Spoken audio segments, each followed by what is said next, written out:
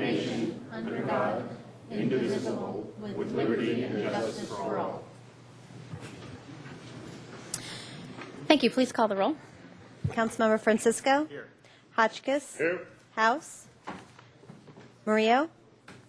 Rouse? Here. White? Mayor Schneider? Here. Any changes to the agenda? No, there aren't, Madam Mayor. Okay, public comment. I have 2 minutes here at the podium, and we have a few speaker slips. We'll start with Steve Reynolds, be followed by Cars Are Basic, Scott Wins. Thank you. Good afternoon, Mayor, Council. Mm-hmm. I just came to Council today to reiterate the comments we had last week concerning the police department. Over the past week, we've all well aware of the events, Aurora, Colorado, the recent stabbings that happened of a few homeless people. Just all points to a need for all of us to look into the needs of the mentally ill. And I hope that we can find a better way of handling that besides the police department. I recently heard that the police department was being more involved with that. I've seen this in Los Angeles. I lived in Los Angeles for 20 years, and their jail is now the largest mental institute in the States. So thank you. Just want to make that quick. Thank you. Scott Wins, be followed by J.T. Turner. Madam Mayor, members of the council, Scott Wins representing Cars Are Basic. I'm here to talk to you about the City of Santa Barbara's transportation policies over the last 45 years and intended design. The intended design over the last 45 years has been to reduce the number of car trips on the streets, increase the number of pedestrians on the streets, increase the number of bicycles. The official statistics as have been presented to the City Council as well as to the Planning Commission show, number one, there are more car trips on the streets of Santa Barbara than there were. There are more single passenger car trips on the streets of Santa Barbara than there were. There are fewer bicyclists on the streets than there were in 1980. And it would appear that there are fewer bicyclists than there were in 1974 when the initial count was done. The bulb outs have not increased the number of pedestrians on the street, but they have increased car versus curb accidents. I saw a city vehicle coming down Alta Vista the other day make a right-hand turn onto Anapamu, and because of a car that was coming eastbound on Anapamu, he had to make a very hard right turn. His right rear wheel hit the curb, and I thought for sure it was going to blow. You have a problem on your hands. You have had the test of time. The test of time says your policies for transportation have not worked. The congestion of streets, the narrowing of streets, shared parking projects, the whole gamut have failed to work. And here's another instance. Your transportation department has not been honest with you. Because when it came to bulb outs, they said we have studies that prove they work. Director Anderson said specifically, we have no such studies. Transportation Department has been squirreling money away in the midst of the recession, up to $250,000 for different projects, some of which are on streets not available to the City of Santa Barbara because the city doesn't own them. It's time to change the policy. Thank you. J.T. Turner.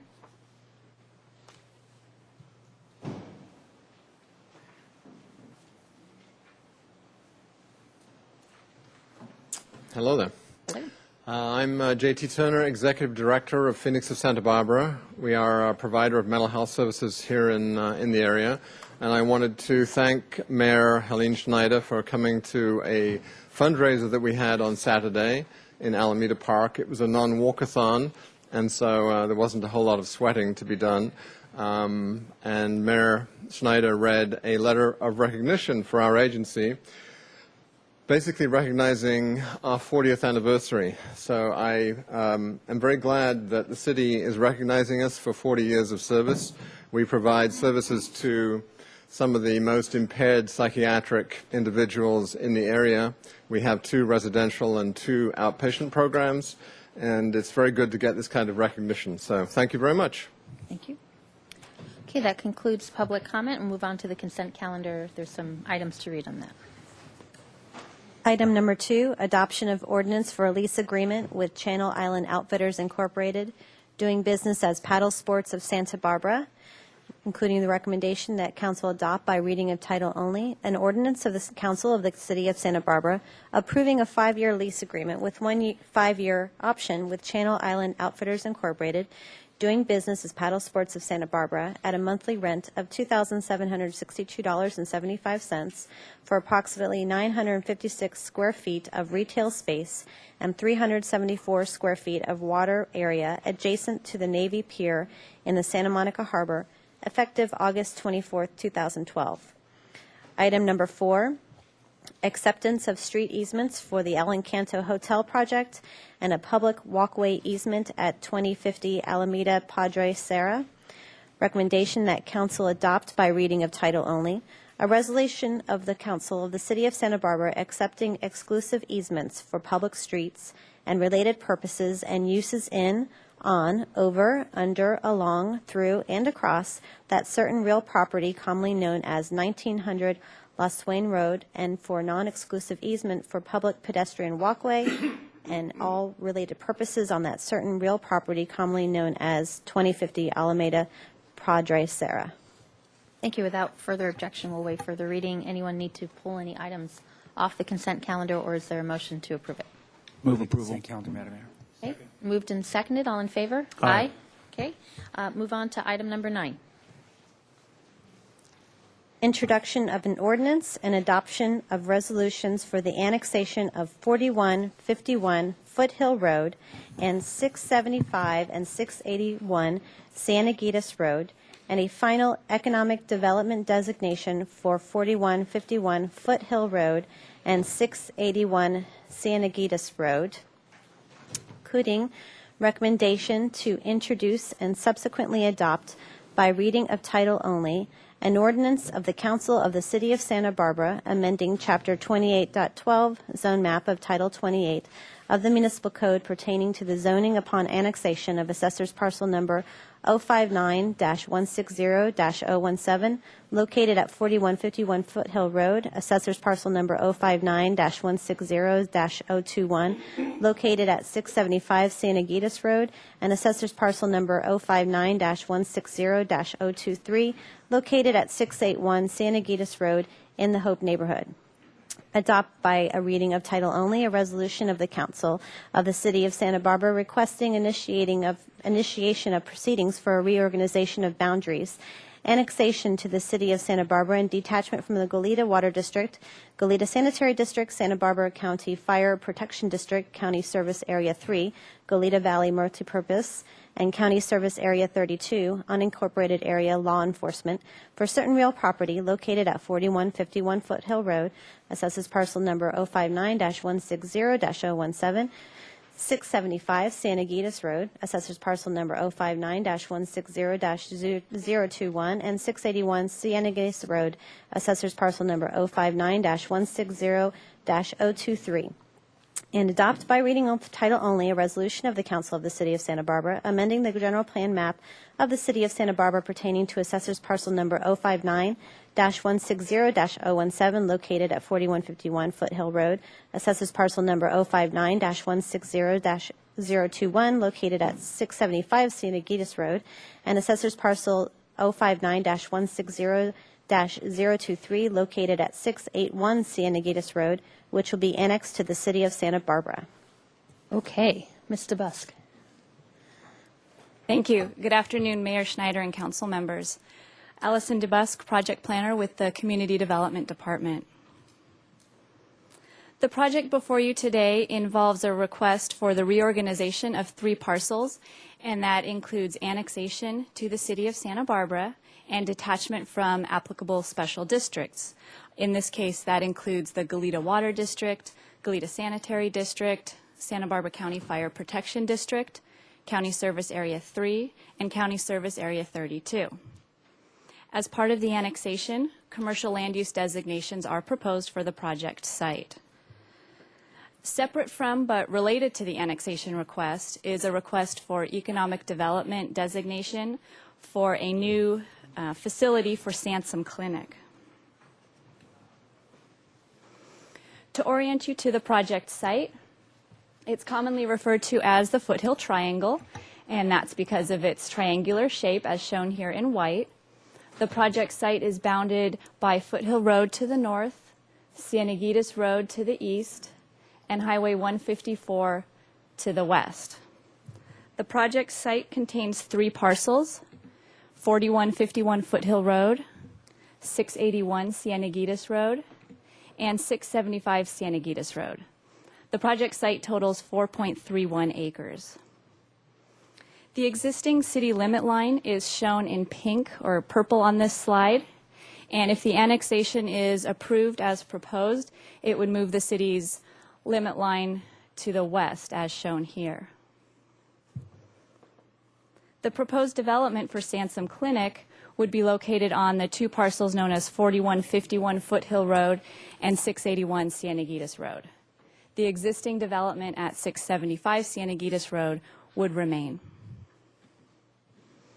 This is a view of the site looking north from Cienegüitas Road, and you can see the existing building, a portion of it, that's the building at 675 Cienegüitas Road. This is a view of the site looking southwest from the intersection of Foothill and Cienegüitas, and as you can see, the majority of the site is currently vacant. The City Council initiated annexation of the project site in March 2003. The City Council has set a goal of simplifying the present city boundaries and provision of services by encouraging annexation of unincorporated islands and peninsulas to the city. The project site is within the city's sphere of influence and has been for many years. Staff finds that annexation of these parcels to the city is appropriate and consistent with general plan policies. Commercial land use and zoning designations would also be proposed, and this is compatible with the existing county land use and zoning.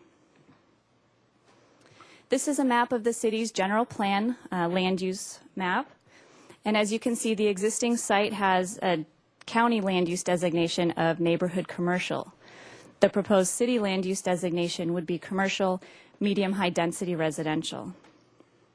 I do want to mention that the proposed land use designation would allow for residential use. However, this site does have a deed, a deed restriction that prohibits any residential use. The proposed zoning designation for the site is limited commercial and special district 2. The C1 limited commercial zone designation allows uses similar to those allowed under the county shopping center zoning, but also allows for a wider range of commercial uses. The SD2 zone is a zoning overlay that applies to the Upper State Street area and includes, it's intended to limit traffic through specific setback, parking, and building size requirements. As I mentioned earlier, development is proposed on 2 of the 3 sites that are part of this annexation request. This development consists of 60,122 square feet of non-residential floor area that would be used by Sansom Clinic as a medical clinic and outpatient surgery center. Based on the requirements and allowances of the city's development plan ordinance, these 2 parcels have 46,596 square feet of development potential. This means that the project needs an additional 13,526 square feet in order to move forward. The applicant has requested that this additional floor area come from the city's economic development category. This development proposal was approved by the Planning Commission on June 21st, 2012, contingent on City Council approval of the annexation and economic development designation. The zoning ordinance describes an economic development project as one that will enhance the standard of living for city and South Coast residents and strengthen the local or regional economy. In 2003, for this site, the City Council granted a preliminary economic development designation for 22,499 square feet of floor area for a previously proposed administrative office building for the Fielding Graduate Institute. The current proposal for the medical clinic is a request for 13,526 square feet, which is almost 9,000 square feet less than the preliminary approval that was granted previously. Staff and the Planning Commission find that the project meets the definition of an economic development project. A mitigated negative declaration was prepared for the project site, and it was adopted by the Planning Commission on June 21st, 2012. The MND concluded that the project would have no significant environmental impacts. There would be a potentially significant but mitigable impact related to hazards, and that's due to the previous soil contamination and ongoing monitoring at the project site. As identified in the Council Agenda Report, staff recommends that the City Council make the necessary environmental findings, approve the reorganization, approve the general plan amendment, approve the zoning map amendment, and grant the development project a final economic development designation for 13,526 square feet of non-residential floor area.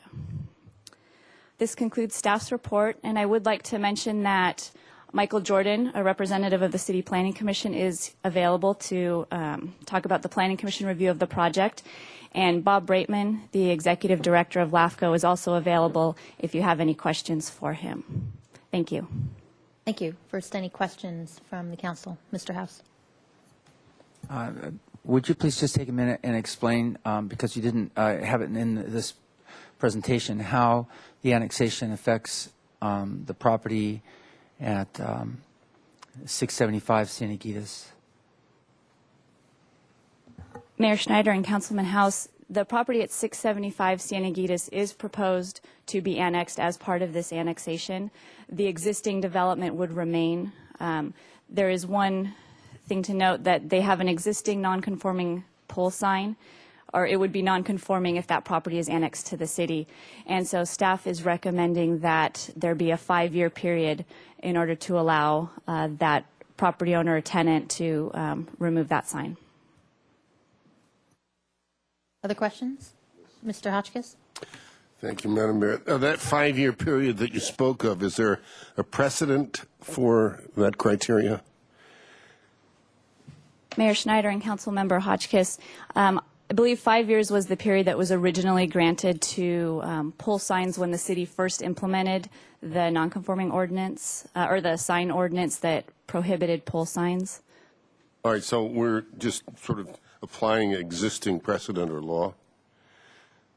Mayor Schneider and Councilmember Hotchkiss, that is correct, although the sign ordinance talks about a 180-day period in order to come into conformance, so this would be above and beyond that. Okay. And have we had any reply from the applicant that was satisfactory or not? Or from this Dr. Mayor Schneider and Councilmember Hotchkiss, I believe that a representative will be here today to make public comment. Great, thank you. Mr. White? Madam Mayor, I was going to ask about staff to go over the history a little bit of that pole sign topic, but I'm certainly glad to do that in the meat of the discussion, if that would be more germane. But I do want to have that background. Any other questions? Just so we're clear, the project itself went through the Planning Commission, was not appealed, and so really what we're looking at is not design or things like that. It has to do with the annexation and the general plan amendment and those kind of the zoning and all. Mayor Schneider, that is correct, with the addition of the economic development designation. Okay. Yes. So just in case there are comments about the actual project, that's a little different than what we're doing. Actually, one other question.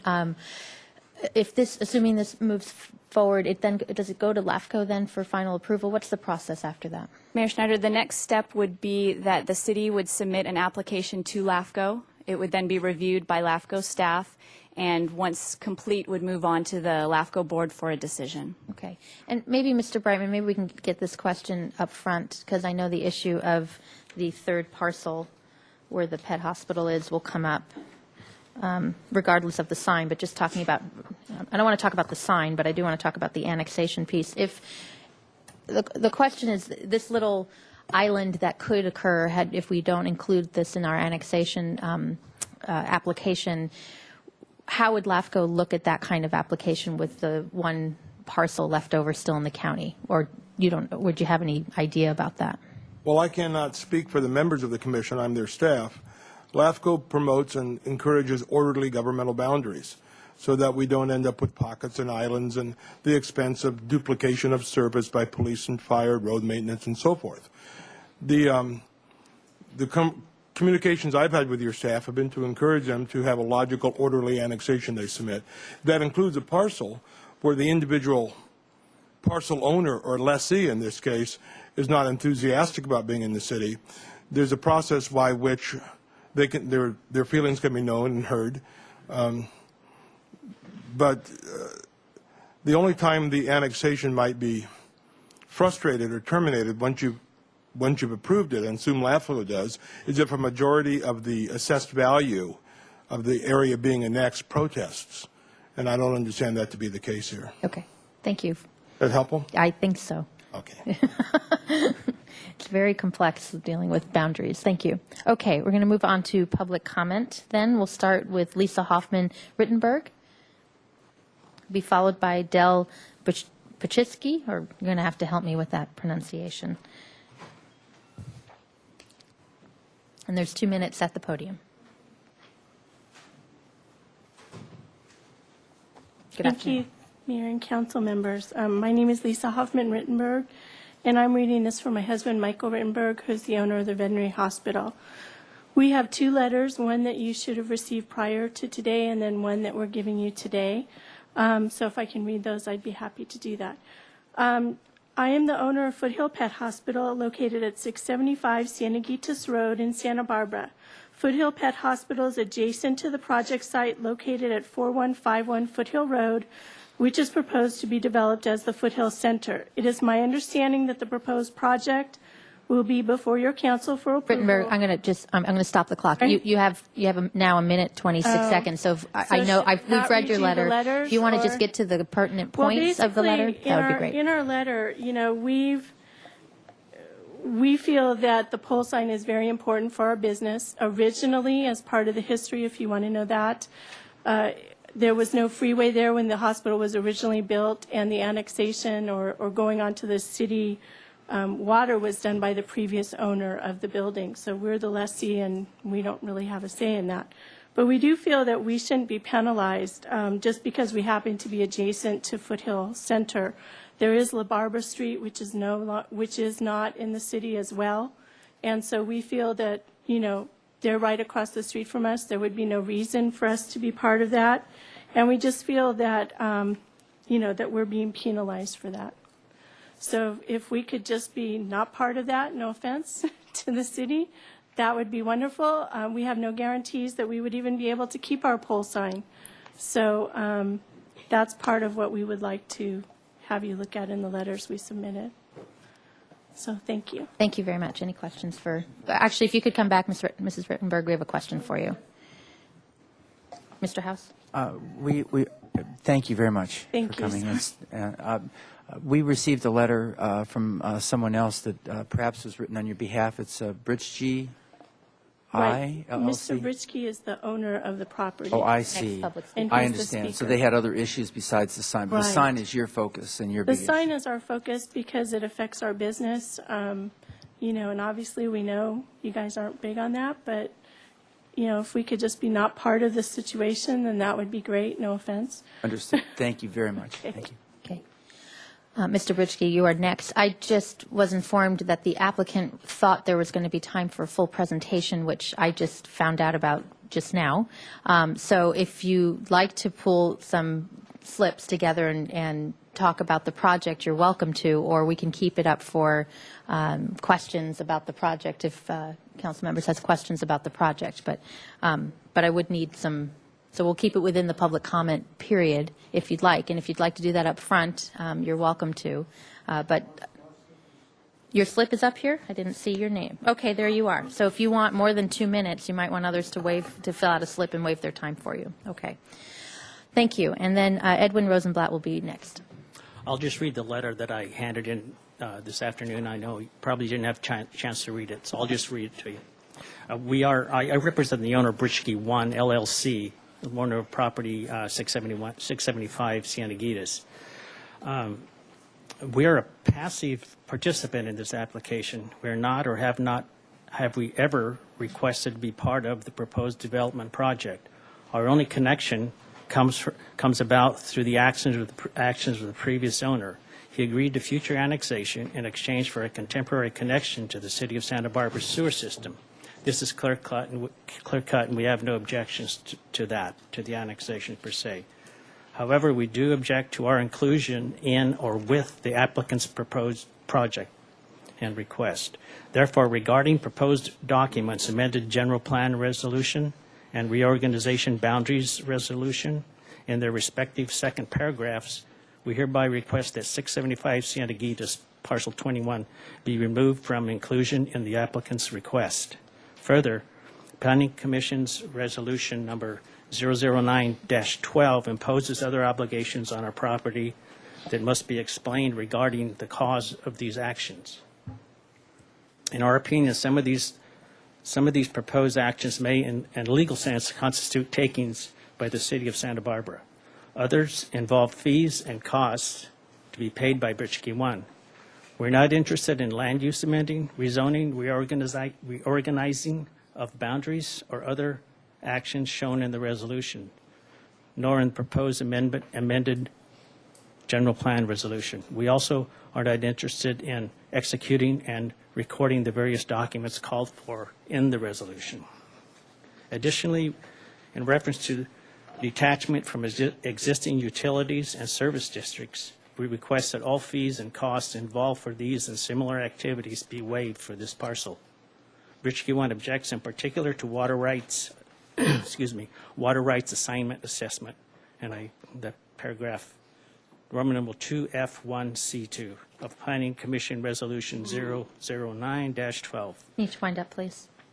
I'm sorry? You need to wind up. You're past your 2 Okay. minutes. I will. And request that this condition be removed. Lastly, as a point of attention, it appears that paragraph 2 of the introduction of the ordinance annex is specifically written to go around the Santa Barbara Municipal Code, specifically targeting this existing pole sign. To the best of my knowledge and reading of the code, there seems to be no codified requirement to remove it. You do need to wind up. You're almost at 3 minutes. Okay. I just want to say I support the tenant's request to keep the sign and would ask that it remain as long as his business remains at that. Thank you. Edwin Rosenblatt, be followed by Victoria Hazard.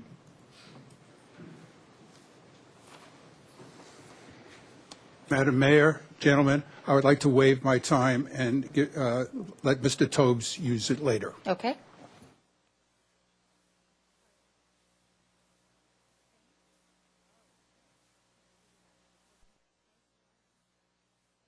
Mr. Tobes, you are next. So I have Chris McNamara, right? McNamara.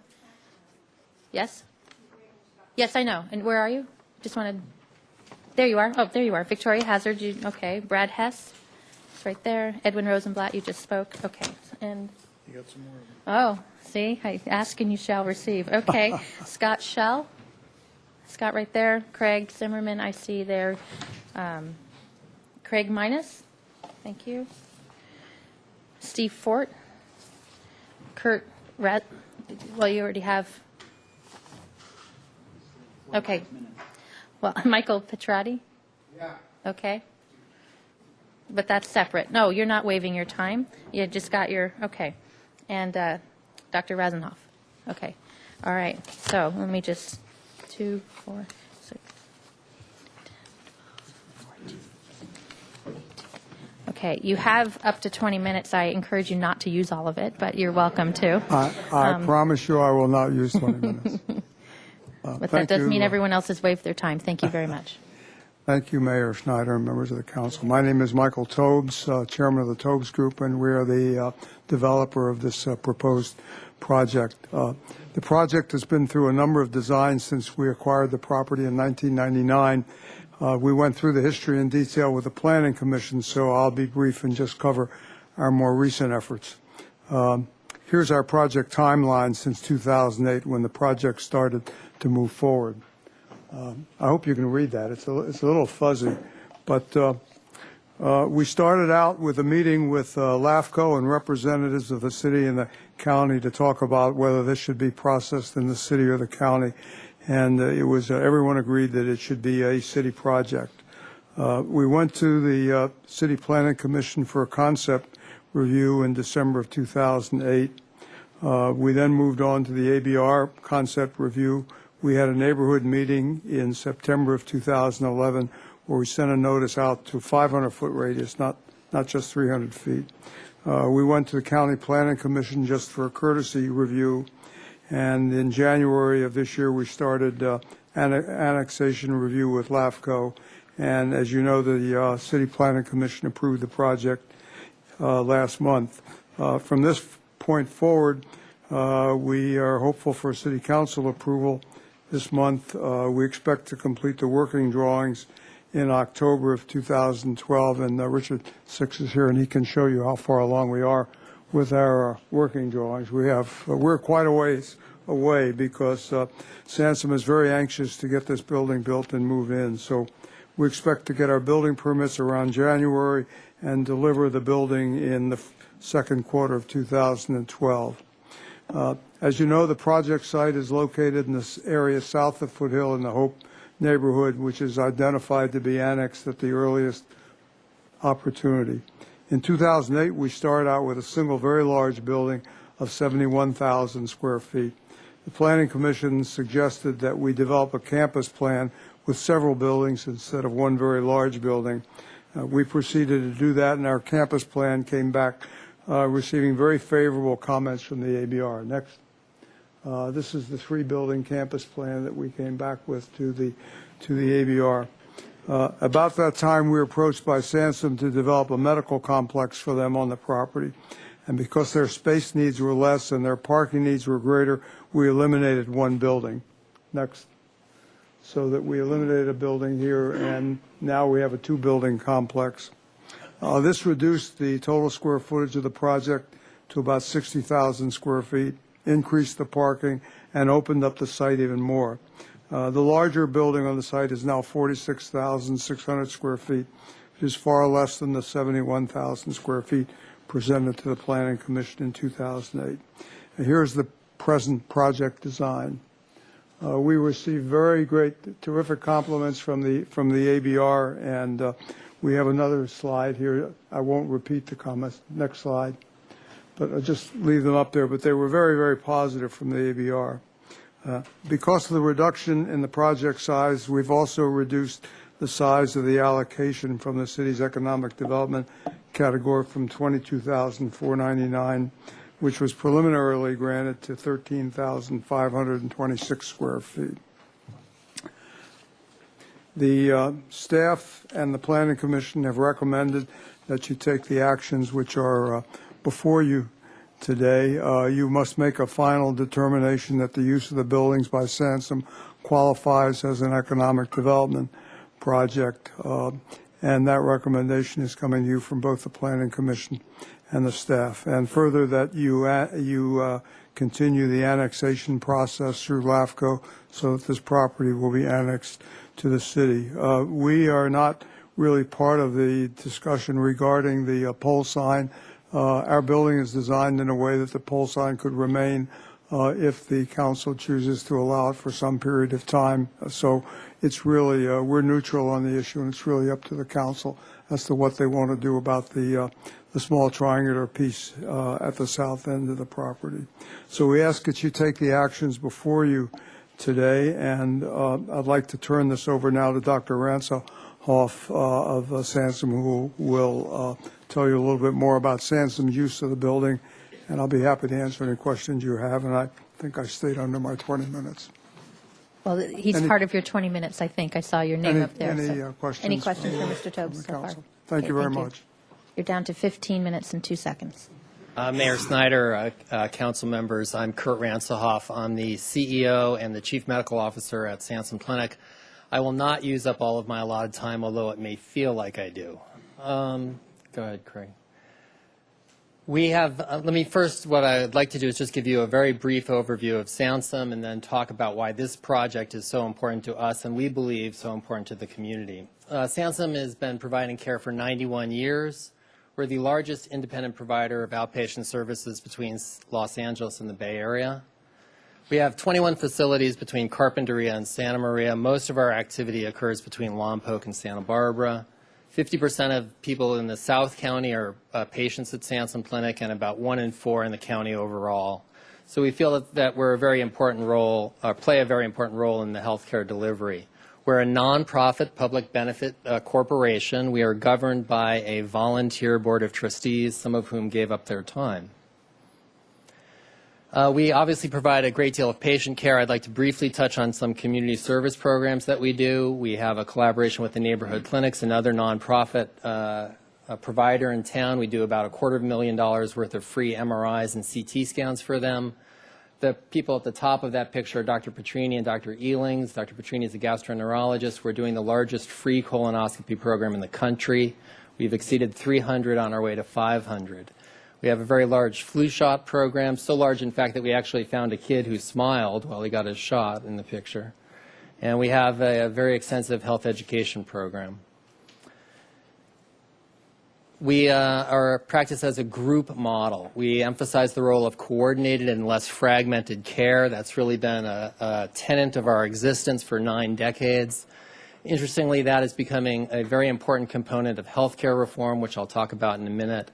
We have recently installed a $7 million electronic medical record to coordinate the care even better. Recently, we announced our affiliation with the Cancer Center of Santa Barbara, another nonprofit, and we'll be working with them together in the future. So let's just talk about this project and why it's so important to us. The 2 buildings, one on Foothill and one on Synagitis, cleverly named. Go ahead, Craig.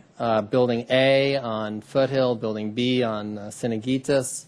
In Building A, we'll go to the surgery center. I'll talk about what that is. Orthopedics, podiatry, physical therapy, which will support those 2 departments primarily. ENT and urology. In Building B will be the ophthalmologists. Why is this project so important? Our newest facilities in Santa Barbara City were built 35 years ago. I was trying to think about exactly how long ago that was. I was in college. Carter was president. It was a long time ago. In order for us to be competitive with other healthcare facilities, we need to be able to have new facilities, and this is an important step in that goal. This project also, as I've indicated, allows us to group specialists in a way that we can be very efficient. An ambulatory surgery center is basically a collection of operating rooms and other rooms to do things that ordinarily would be done in a hospital setting. Sansom Clinic, it's important for you to understand, is the only unaffiliated 1206L medical foundation. That's the legal structure that we are in all of California. Every other one is affiliated with a hospital. So we currently do not have ownership or control of an ASC that allows us to do the breadth of services that we'll be able to do in this setting. And again, this is extremely important as we move forward. Go ahead, Craig. Healthcare reform is coming. Parts of it are here already. It will arrive in very significant amounts shortly. Greater integration of care and greater coordination of care are themes of healthcare reform. You hear that repeatedly. This project is essential for us to be able to provide that kind of coordinated care. We think there will be great benefits to employers and others who buy insurance as we are able to embrace the tenets of healthcare reform by this project. Why is it important to the community? I think what you're going to see, go ahead, Craig, over time is increasing outpatient procedures that will be able to be done at a lower cost to patients and employers. When I was a resident at UCLA in the 80s, gallbladder surgery was an inpatient 1-week stay at least. It's done as an outpatient now. That will continue. This efficiency that we'll be able to have by having the surgeons right next to the operating rooms will be good for the surgeons and very good for the patients. This is very important. We'll be able to use vacated space from our other buildings to bring additional primary care doctors to the community. There's a terrible shortage of those right now. We don't have any place to put them. And this will be important in this project. And of course, there will be additional well-paying jobs created as a result of the project. So in conclusion, This project is essential to our ability to continue to bring excellent physicians to the community. It's going to allow us to meet the demands of healthcare reform as it takes effect. And I'd just like to dwell on this, as it takes effect. This is coming soon, and that's why we have a sense of urgency about this, that we really want to be able to move on this project quickly. And it's, in a global sense, it will help us meet the community needs for affordable, high-quality health care, as we've been doing for the last 91 years. So we request that the Council follow the positive recommendations from the staff and the Planning Commission and approve the annexation and the amendments and grant the final economic development designation. I thank you for your time and happy to answer any questions. Thank you. Mr. Hotchkiss has a question. Thank you, Madam Mayor. Thank you for your presentation. Is going to be an ER here, is that correct? No. No. So there won't be ambulances coming in there, sirens, et cetera? We hope not. Okay. Helicopters? No helicopters, for sure. Okay. Street access is from Foothill primarily or from Cienegaitas? From Cienegaitas. Okay. That's all I have. Thank you very much. And Mr. Rouse. Thank you, Madam Mayor. Dr. Van der Schaaf, when you talked about the high-paying jobs, how many new jobs will this project create? Or is there an estimate? I don't know exactly. We think in the 20 to 30 range. Thank you. Other questions? Thank you very much. Does that conclude, or Mr. Tobes, did you have anything else? Or okay, you had 9 more minutes left, so you saved. That's very good. Thank you. I appreciate your conciseness. Patty Ferguson is next. Will be followed by Matthew Clark.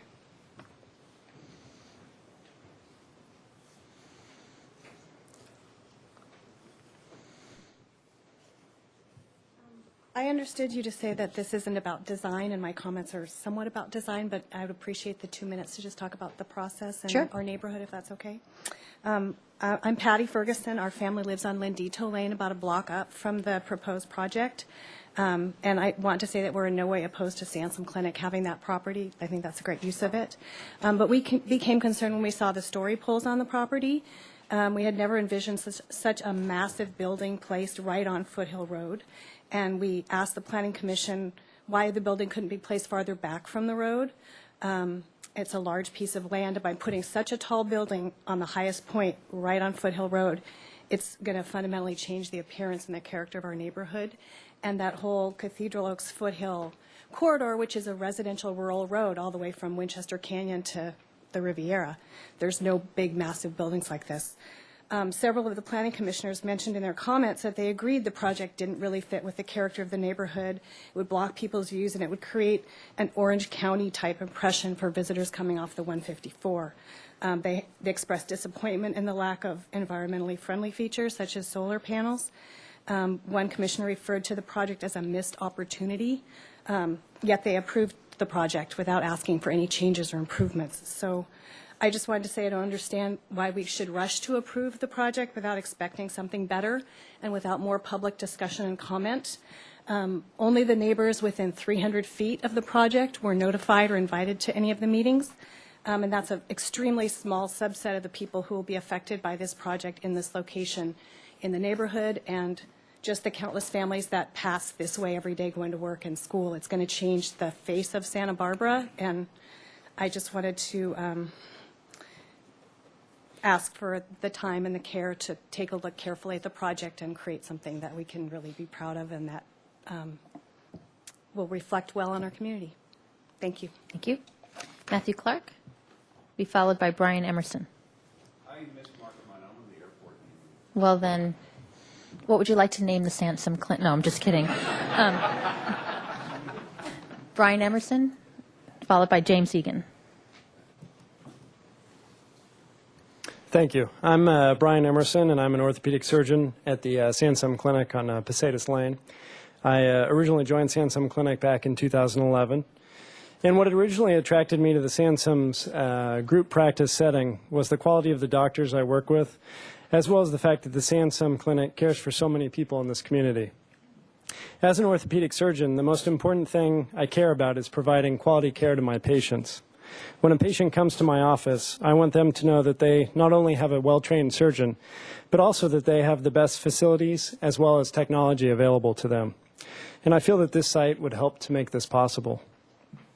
By putting clinical orthopedics, a surgery center, as well as physical therapy under one roof, we will be able to better operate more efficiently and to spend more time with our patients, rather than having to travel to multiple sites. The outpatient surgery center will be designated specifically to meet our needs as doctors, as well as to help take care of our patients. This center will allow me to maintain on the cutting edge of orthopedic surgery, as well as to provide new technology as it becomes available to my patients. It's exciting for me as a new surgeon in the community to know that this site potentially will help me to provide care for my patients for the next 30 years. Thanks for your time. Dr. Egan will be followed by the final speaker, Michael Petretta.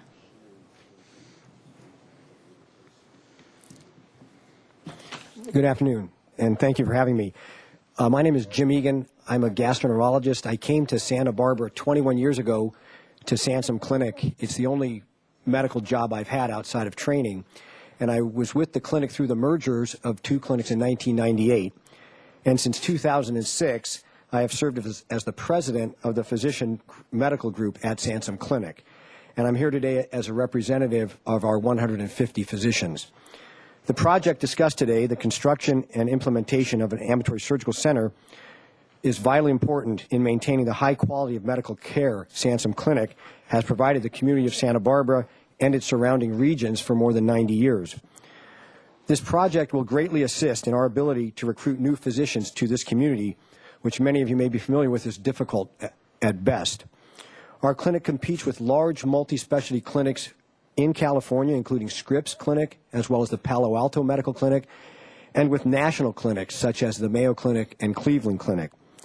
These clinics share much in common with us. However, each of them has utilized an ambulatory surgical center for many years. Physicians coming out of medical training, as you've already heard, are choosing programs that offer modern facilities and advanced technology. And we believe the access to a clinic-owned and operated surgical center will allow the practice of medicine at Sansom to remain a sought-after position.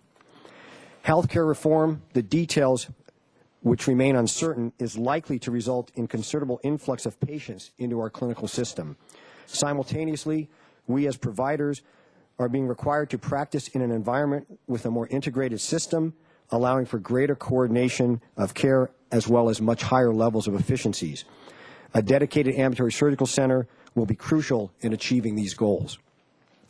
Sansom Clinic has made significant investments with the implementation of an electronic health record. This system is highly expandable and currently encompasses all our sites, including those in Carpinteria and Lompoc. The ambulatory surgical center would be seamlessly integrated into such a system that not only facilitates immediate communication among the physicians of our medical group, but also with local emergency rooms and, most importantly, with our patients. Need to wind up, please. That's it? No. 2 minutes? Okay. Yep, 2 minutes goes by quickly. But actually, Mr. Hotchkiss has a question for you. Thank you. Thank you. I'm not clear. Does this allow you to provide services that are new to Sansom Clinic or disperse some of the existing services? The services are being rendered at various facilities now. This would put them into one central unit.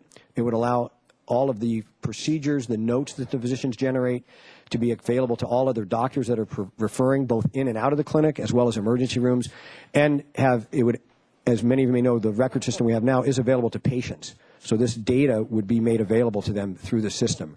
Right now, these items are being done at various places throughout the community, and this would consolidate them. So it enlarges your abilities, your existing services, if I can put it that way. Am I correct? It consolidates them. Consolidates them. Thank you. Other questions? Great. Thank you very much. Michael Petretta? 2 minutes. 2 minutes. No, I haven't started the clock yet. Okay. Madam Mayor, members of the council, audience, et cetera, et cetera. All right. First of all, Sansom, I believe, is a tax-free charitable corporation. Tobes Group is a private investment company. So there's a tie-in with a tax-free foundation. That's pretty logical. The location is county property to be annexed by the city of Santa Barbara What kind of taxes, if any, will this property generate? Will it be co-owned or owned by a private taxable entity? Renting to a nonprofit organization? Is there an environmental impact study conducted yet? How many people will be in this area at any given time? How much more police protection and fire protection will be required? And who is to pay for this protection? Let's be imaginative. This all sounds like Chinatown. Seen the movie? I suggest you do. The Owens River was needed for Los Angeles. It needed water, as usual. And Owens River was right above the San Fernando Valley. To get the Los Angeles portion of the San Fernando Valley incorporated into L.A. became a done deal. They annexed the San Fernando Valley. When the water came down, didn't get into the county. It got into the city of Los Angeles. What I'm trying to say is there any interest floating around here that should be looked into? Maybe there's a conflict of interest? I mean, shouldn't something else be done to make sure this property here is not going to be a burden to the city of city of Santa Barbara? You know, taxes, be more meter maids going around trying to collect money when you're in hard times, you know? That's about it, right? You have 20 seconds left if you want them. Well, what I think you got to do is really study what's the impact on the area. How many more police are you going to need? How much more fire protection? Who's going to pay for it? Okay, thank you. Thank you. Okay, that concludes public comment, and it's back to the council. Mr. White? Madam Mayor. Well, first of all, having sat as a planning commissioner on the earlier review of this property for the Fielding Institute project, I'm grateful that that project is not going forward. That was taking a use that was a Santa Barbara City downtown use and sending it out to kind of the semi-suburbs, and that was really counter to so many of our planning policies. I support this project, this annexation, because when you think about the Sansom Clinic, the two facilities, the one on Pueblo and then the one out on Posadas, this really geographically fits in as a complement to those two. So this was a bit of a conundrum property. It's commercial. We couldn't, and I appreciate that the Tobes Group tried to go residential with it and was unsuccessful due to the pollution that was under the property. Even though it was cleaned up, the ExxonMobil would not let go of the deed restriction. So that was this is a conundrum property, and I think that this is an elegant solution to that conundrum. I'm not going to, on the design aspect of it, and I appreciate that still there's some concerns by at least one neighbor, and actually more than that. But that has been through our design review process, and I think that, as the mayor said when we started this hearing today, the issues before us really are the planning issues, the annexation issue, and so that it's there that and the allocation of economic square footage, and those I agree are we should go forward with those. On the Cieneguitas question, the veterinary hospital, I wanted to ask staff to give us a very quick history on the pole signs in Santa Barbara, because this has been a contentious issue, and it might even be, we have council members from a long time ago here, or at least one, who might even have participated in those changes of law. Can you describe a little bit what happened with pole signs in this city in the past? Our attorney. Madam Mayor, members of the council, I've been here a while, so everybody looking at me in this. But in fact, I did, when I started with the city attorney's office in spring of 1983, one of the first things I was asked to do was to initiate fortunately, a few lawsuits against property owners because they still had pole signs and they had not taken them down as required by the sign ordinance at the time. And so my answer is based only on recollection, but I think it's pretty accurate. In the 70s, the city of Santa Barbara, the Santa Barbara City Council, made pole signs illegal in the city of Santa Barbara. And a pole sign is defined as any freestanding sign in excess of 6 feet high, 6 feet as measured at near the adjacent right-of-way. So while we do have freestanding signs, they're not supposed to exceed 6 feet in height. And I don't know if we have a photo of this sign, but it's clearly a pole sign. Hasn't been an issue because this property's never been in the city before. But in the 70s, when the council did that, it's my understanding they initially gave a 3-year amortization period. This was about 1978. And then in about 1981, because there were still a lot of pole signs, there were still a lot of objections from property owners about taking them down, including the objection that they hadn't really recouped their investment in those signs. That was extended by 2 more years until about 1983, when I started, as I say, and I was then asked to initiate litigation to get the remaining ones down. And they are down, as we all know, with a few exceptions. And the ordinance has always provided for exceptions. And those exceptions, one is for historic reasons. For example, there is a pole sign, I believe it's still there, across from the Mission in that little triangle of land right there, across from the entrance of the Mission for the El Encanto. Well, that is, it's not conforming as a pole sign, and it's also an off-site sign. We don't allow off-site signs in Santa Barbara for the El Encanto. And I believe there's a sign at the Riviera Hotel on Carrillo that has an historic exception granted for it. Maybe 1 or 2 other historic exceptions are granted, but I think the point is the ordinance does allow for a property owner to come in and ask for an exception and to keep their pole sign. And one basis for the exception is that they need it because the public couldn't see them, couldn't notice their business without the pole sign. I have to say, in my experience, to my knowledge, that the sign committee and the HLC has been real strict on this particular exception. That it's a rare property that needs a pole sign for identification, but it does happen sometimes, particularly because of topography.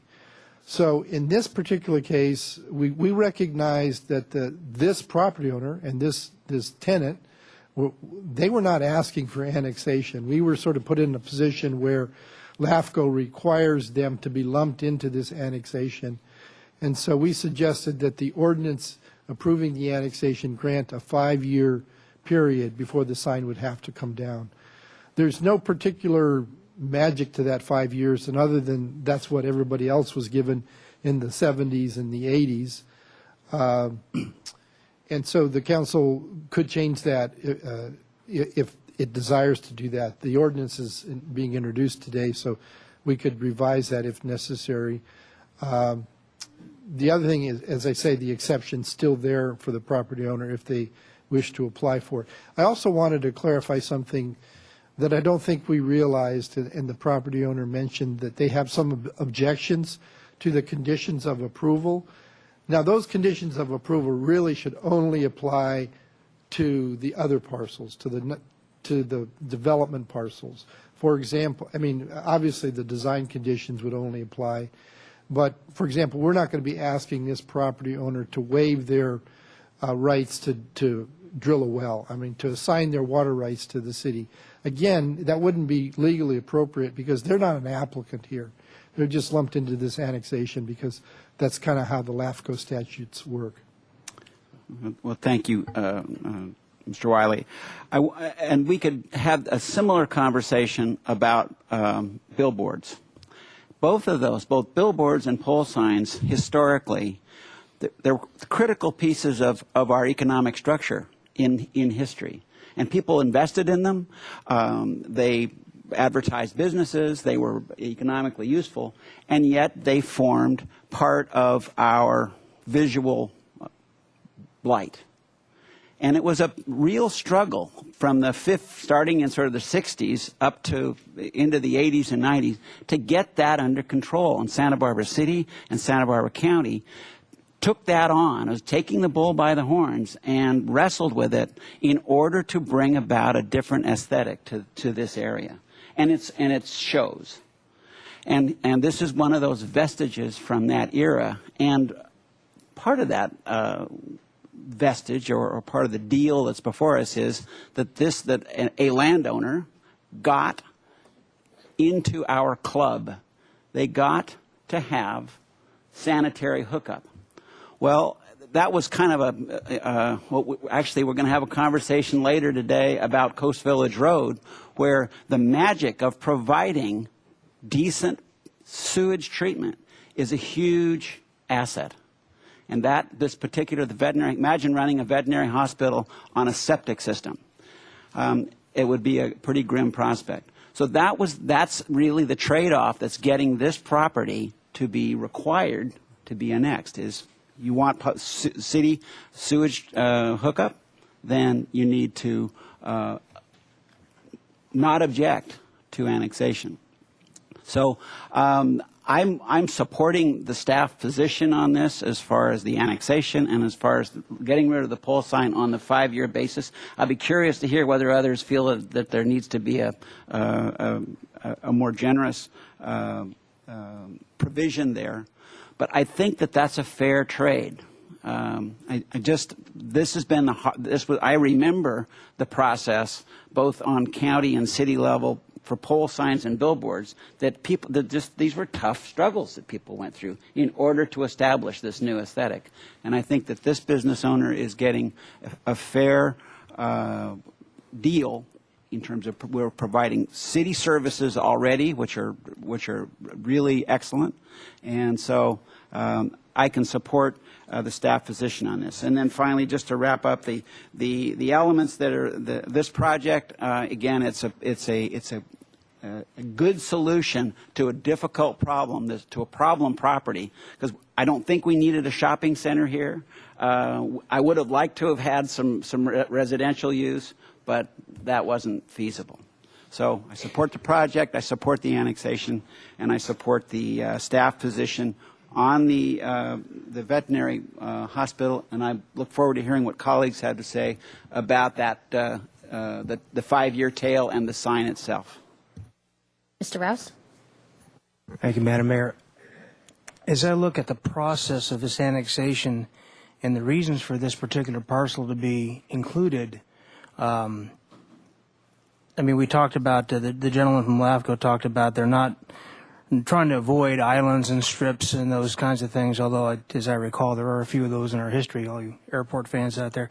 But it seems like more of a matter of convenience of geometry than it does practicality in a lot of ways, because here you have a problematic situation, an existing pole sign. Actually, I made a site visit out there yesterday, and from this angle, the pole sign looks a lot taller than I think it really is. It's probably about the height of a normal ridge beam of a single-story structure, as I recall, but that's just my eyesight.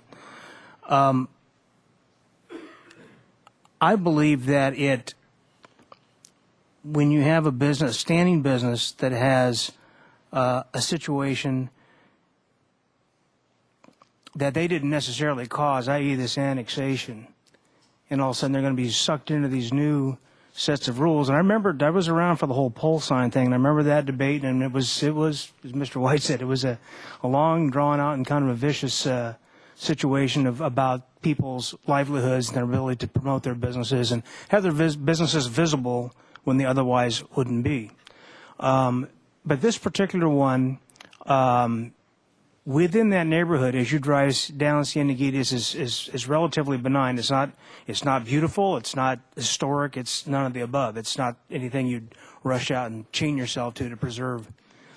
But it is nonetheless this business owner's signage, and it would create a substantial amount of expense to remove and then replace. I don't know how visible an animal hospital really needs to be from the road. Not my kind of business. But I have to respect that business owner's right and ability to stay in business. And I think there are ways to do it. The five-year amortization does sound fair on its face, no question about it. But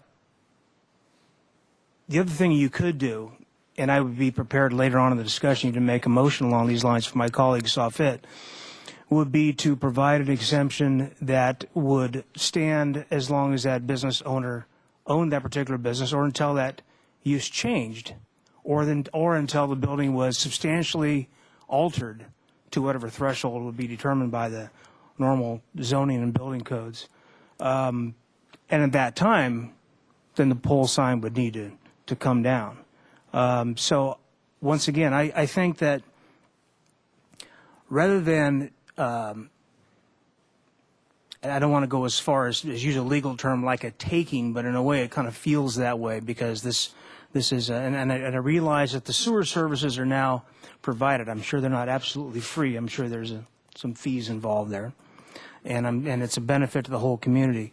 And I don't want to see this annexation slowed or stopped in any way because I really think this is a super project that is great for this area and it's going to be great for the city. So I want to see this go through, but I don't want to run over the little guy in the meantime. So I will wait for my the colleagues' comments to go further with that.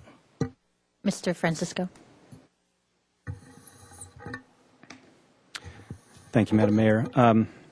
First, a question for our planning staff. What were the noticing requirements on this project?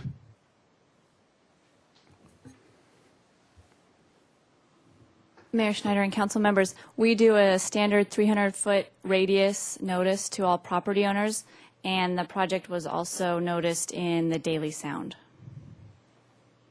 Okay, thank you. One of the things that seems to me about this project is maybe this is something that we need to think about in terms of a certain threshold size for projects. I agree with one of the commenters from the neighborhood that this is a very, very significant project in terms of its size and its impact on the neighborhood. And I think that it would make sense to have wider noticing requirements for a project of this scope. Obviously, that didn't happen this time around. And I know that there are people, including to some extent myself, who have questions about the design of this project and its impact. That's no denigration of the Tobes Group. They did what they were asked to do. But I think a wider noticing might have resulted in a more complex discussion. In any case, the project itself, I think, is a great project. And as Mr. White remarked, it's a very good use of that particular parcel. And I think we all recognize Sansom's important contributions to our community. So I'm glad to see something like this go forward. As far as the veterinary hospital parcel is concerned, I actually had pretty much the same thoughts as Mr. Rouse, that this is a case where we are dragging a business into the city limits. And I was having a discussion with someone yesterday when I was inquiring about the history of the whole pole sign controversy in Santa Barbara. And my view is that we should allow that pole sign to remain as long as that current business owner is operating that business on that parcel. I've been by there many times. I don't see it as visual blight, and maybe that's because all the other pole signs are gone, so it's not contributing anymore. But I think that would be a fair solution under the circumstances. So my feeling is that obviously we should go ahead with this annexation. The project overall is a good project, but I do believe that we need to do something for the veterinary hospital. Mr. House? Thanks. I have a question for our staff. And perhaps Ms. Dubusky, you can remember, or Mr. Cato, the conversation at the Planning Commission that resulted in the motion. And I'm looking at the motion that was made and then the conditions of approval. And the motion was an odd one in that, at least the way it's printed here, it says applicant to consider some inclusion of covered parking with solar benefits and applicant to consider parking lot improvements incorporating storm water capture. And there are two conditions in here, and both of them, I guess rather accurately, require them to consider inclusion of covered parking with solar and to consider parking lot improvements incorporating stormwater capture. Was that really what was, I mean, the motion was just to consider as at the end of this extensive review process and that? Mayor Schneider and Councilmember House, that is correct. The motion stated just that the applicant shall consider those things, and that's how it was reflected in the motion. Commissioner Jordan is, I believe, still available if you want him to respond to that. Hate to put you on the spot, Mr. Jordan, but would you just take a minute? Because this is you made the motion, and it's one of the things that it's kind of unusual from a planning commission to bother to put that kind of language in there unless there was something going on in the conversation. You couldn't have run through that conversation any worse for me. Okay. First the comments, and then I did make the motion. One commissioner was insistent upon the inclusion of the reference to solar, and another commissioner, myself, was less than satisfied. If you actually had a copy of the hydrology report for the vacant lot, there's very little gain in the stormwater runoff numbers, very little for a vacant lot, and so I just jumped on the bandwagon and threw another option in there to be considered as it moved further down the design channel on whether they could find some ways to make those numbers look better. Just really wanted them to give it a good hard look and see if they could come up with something. All right. Well, thank you very much. You bet. I'd be interested to know. Now, I know it's not really, that's not part of our thing here, but I'm curious. I mean, did you consider it, Mr. Tobes, and what'd you come up with? I kind of want to honor that discussion that happened at Planning Commission and just see how far it managed to go. Thank you, Councilman House. The soil report that we have indicates that the soil is a stiff clay with virtually no percolation. So there's, we have considered it, and we would have done it if it was practical to do it, but there's really no percolation on that site, so it's really impractical. As far as the solar, we are retrofitting the project for solar. At some point, Sansom will find that it's cost efficient to do it, and all the conduits are in to allow that to happen in the future. So we are doing that. You're designing it so that that can be added in the future. Absolutely. All right. Thank you very much. I just want to say the big general comment is I join those who've spoken so far in really appreciating this project, the process that it's gone through, and I do. I'm glad that you shared with us the comments of the Architectural Board of Review, that we get a chance to hear from them. I also had the chance to be part of an earlier project review and recognize that this one is much more appropriate for the site and actually doesn't do perhaps unintended, miss the opportunity of really, keeping something in Santa Barbara that really deserves to be right inside the central part of Santa Barbara. But this one serves a regional need, and it's at a regional hub, which can be served by the infrastructure rather well. And so I don't have any more real big comments on the project as a whole, except to say thank you very much to all who participated, including the neighbors. I think there must have been some effort to reach out beyond the 300-foot radius, and I think that we really, as Mr. Francisco says, want to really encourage that wherever possible. I don't know if in our city we need to really relook at our noticing requirements for larger projects that have perhaps that are regional in scope, and this one certainly has that potential. But I'm certainly grateful for those who've come out and participated in the discussion so far. With regards to the little triangle there with the veterinary hospital, I'm first of all glad to hear from Mr. Wiley that the owner of the property will not be held to the conditions that would be required of the actual applicant, and thank you very much. I think that resolves one of my concerns.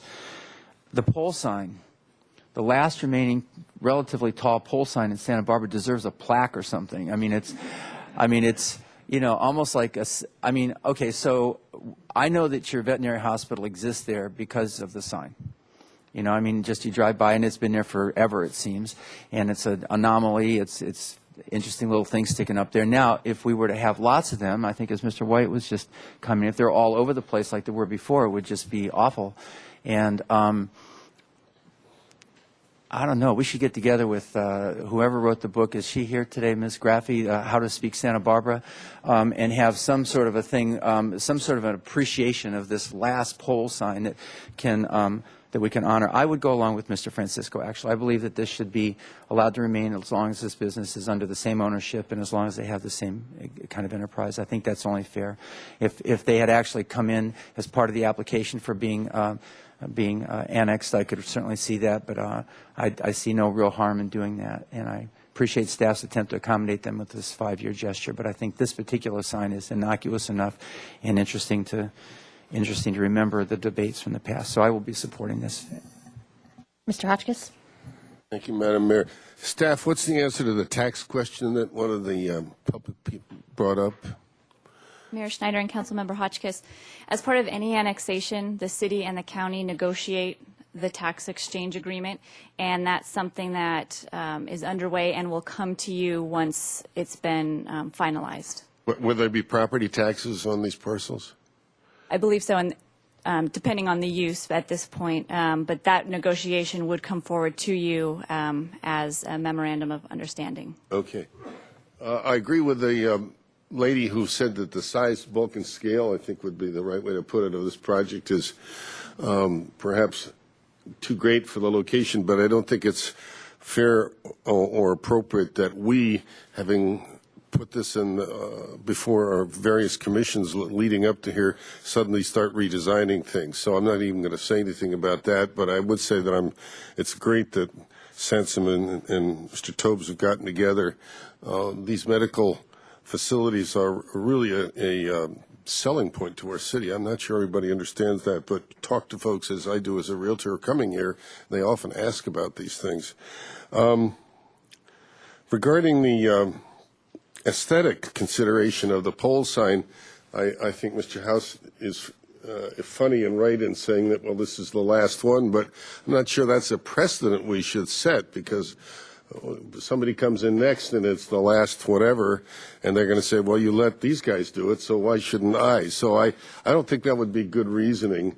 And I don't know if the Rittenbergs have thought of this, but in the past I could see that that sign was really important because you got to attract automobile traffic on 154 and on Foothill. And so, you want to be really apparent. But future marketing has changed so much that I think to some degree the Internet makes this kind of a traffic-specific sign less and less important. So my vote would be to go along with what Mr. White said, is that gradually faded out over a period of 5 years to conform rather than make an exception with other properties that have joined the city. It's not a deal killer one way or the other for me, but I do think it makes sense, particularly with the idea in mind that your greatest marketing in the future, maybe even now, is on the Internet rather than on the highway. Thank you. Thank you. I have a process question for Mr. Wiley. We all, myself included, I haven't spoken yet, but in support of the annexation and think the Sansom project is valuable, and as my colleagues have said. But then there's a split kind of thought process regarding a poll. And in terms of the votes, I know annexations, general plan amendments, those kind of things take 5 votes. Councilmember Murillo's not here when the adoption of the ordinance would happen. We don't know what her views are at this moment. Is the poll exclusion, exception, whatever we want to call it, a separate thing that's a simple majority? Do we annex the project but have the poll conversation separate? How would you suggest we move forward on this? Madam Mayor, that's a good point. Actually, the sign ordinance is in Title 22, which is not a part of the zoning ordinance, so it only requires 4 votes to revise that. And this ordinance before you actually contains an uncodified revision of the sign ordinance. That's the 5-year amortization period. So that's a 4-vote item. We didn't separate it out, but we could. In other words, we could actually have an ordinance that accomplishes this annexation with the intention of following it up. And of course, the annexation is pending yet, so we've got a little time. That follows it up with a separate ordinance that actually deals with the pole sign in 675 Cienegita's separately. However, So we could give direction today on the annexation and then direct staff to come back based on the number of votes. I hear 4 about the pole staying legal nonconforming until the use of either the property owner changes or the leasee changes, or they're doing there's some exceptions to that. That would be something to come back, or do you think you want to do that here today? Yes, it could come back. We've got time to do that, and so that could be acted on separately with a separate ordinance. Okay. And as long as we're on the subject, let me suggest that we probably don't want to, if there is some sort of allowance for this particular business, this tenant, this veterinary clinic, we probably don't want to key it to the business itself. We want to key it to the building. Businesses can change hands. People buy business. Depends on the type of entity it is. It's really hard for the city to even find out when that happens. But we will know when the business, for example, discontinues, when it's no longer a pet clinic. And we will know when the business gets rehabilitated, or the building rather gets changed or altered or expanded. We will see a building permit. And so I might suggest that if there is a council consensus to look at that, that we not focus on the changing hands of the business, but look at the building itself. Okay, and the use of the building, so if it becomes a restaurant or something like that, that would allow us to say now the pole has to come down because it's no longer a pet hospital. Ooh, bad combination of, sorry. Sorry about that. Just to finalize my comments, you know, there are great arguments on both sides. I appreciate that. I actually am very much swayed by what Councilmember White was saying from the beginning about how we got to the point in Santa Barbara of not having the billboards and pole signs, and that must have been very difficult, and it had to happen. And it's the kind of thing that you forget we have until you go outside the area and start seeing these poles and billboards and realize, oh, right, we don't have that here. And had this been part of back in when the sign ordinance was put together, and had this parcel been in the city at that point, they would have had to gone through the same thing as everybody else.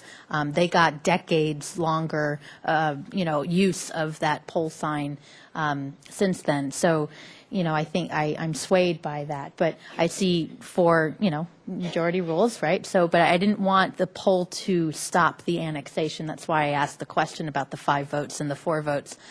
So what I would suggest is perhaps we have a motion on the annexation piece, the Measure E, the general plan amendment, everything but the pole, and then have a separate motion regarding how to address the pole issue, so that can be crystal clear that those are 2 separate items.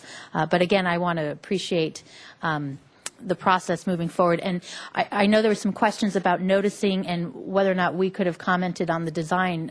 Had it been appealed, we would have. And I think that Mr. Francisco was alluding to that too, that not only the issue of the annexation and Measure E, but the whole project itself would have been part of this hearing had it been appealed, but it wasn't. And I think it's very important to keep that process really secure and in place, that the 10-day window did go by and there was no appeal. So I think that's important to reflect on and note here. So, but I look forward to seeing this project happen for the basic health care of our community, and I think it'll be a much welcome and added addition to the city of Santa Barbara. So with that, if we could entertain a motion, Mr. House. Thank you, Madam Mayor. I think we'll take the 2-step process that you talked about a minute ago. Oh, I'm sorry. Did you have another comment, Mr. Rouse? Oh. I did have a question, but if we are sure. going to approach the sign issue then separately, we'll approach first the annexation. Correct. And then the sign issue. Correct. Okay, then I'll hold my. Okay. Go ahead, Madam Mr. Mayor? Rouse. Yes. I'm sorry, before Mr. you Busk. move on, I do want to just get clarification on the conditions of approval. As Mr. Wiley mentioned, that conditions of approval about water rights, et cetera, would not be appropriate to apply to that site, and those were included in the resolution that the Planning Commission approved. So I want to get some feedback from him as to whether that's appropriate to officially remove from that resolution as part of this hearing. Okay. I don't know if Mr. Wiley just heard you. There was a question about the conditions of approval the Planning Commission approved related to the 3rd parcel on water rights, and the question was to remove them or not as part of our motion. Is that correct? Okay. Yes, at least my view of that is that in fairness, it would not be appropriate. Typically, we ask for that sort of thing when someone is coming in and asking for development. And at some point, this property will likely come in and ask for some form of new development, and they'll have to waive their water extraction rights at that point. But until then, I don't think it would be fair to require that. Okay. Any questions on that piece? Okay, Mr. House, now you can. Sure. Thank you. And I know we're going to talk about it in a minute, but I just want to say to Mr. Hotchkiss, thank you. You actually, your argumentation did persuade me, and I believe that when we talk about the pole sign, I'll be coming along with you on this. So just I listen to these discussions and come here with some general idea of where I'm going to go, but I really appreciate everyone's comments, and Mr. White as well. Thank you very much. But we'll just take care of this first part. So, Madam Mayor, I move that we introduce the ordinance and adopt the resolutions for the annexation of 4151 Foothill Road and 675 and 681 Cienegita Road, and a final economic development designation for 4151 Foothill Road and 681 Cienegita Road, excluding the references, as we just mentioned with Mr. Wiley, to the water rights and all that. Second. And that's on the pet hospital parcel only, correct? Right? That's on the pet hospital parcel A only? lot of stuff to try to do. Did you really want to let me go through it? Okay. Madam Mayor, and maybe Mr. Cato can correct me if I'm wrong, I don't believe there's any of the conditions of approval, which really relate more to the Sansom project, that need to be imposed on the 675 parcel. Can we clarify that? Now, let's get this straightened out.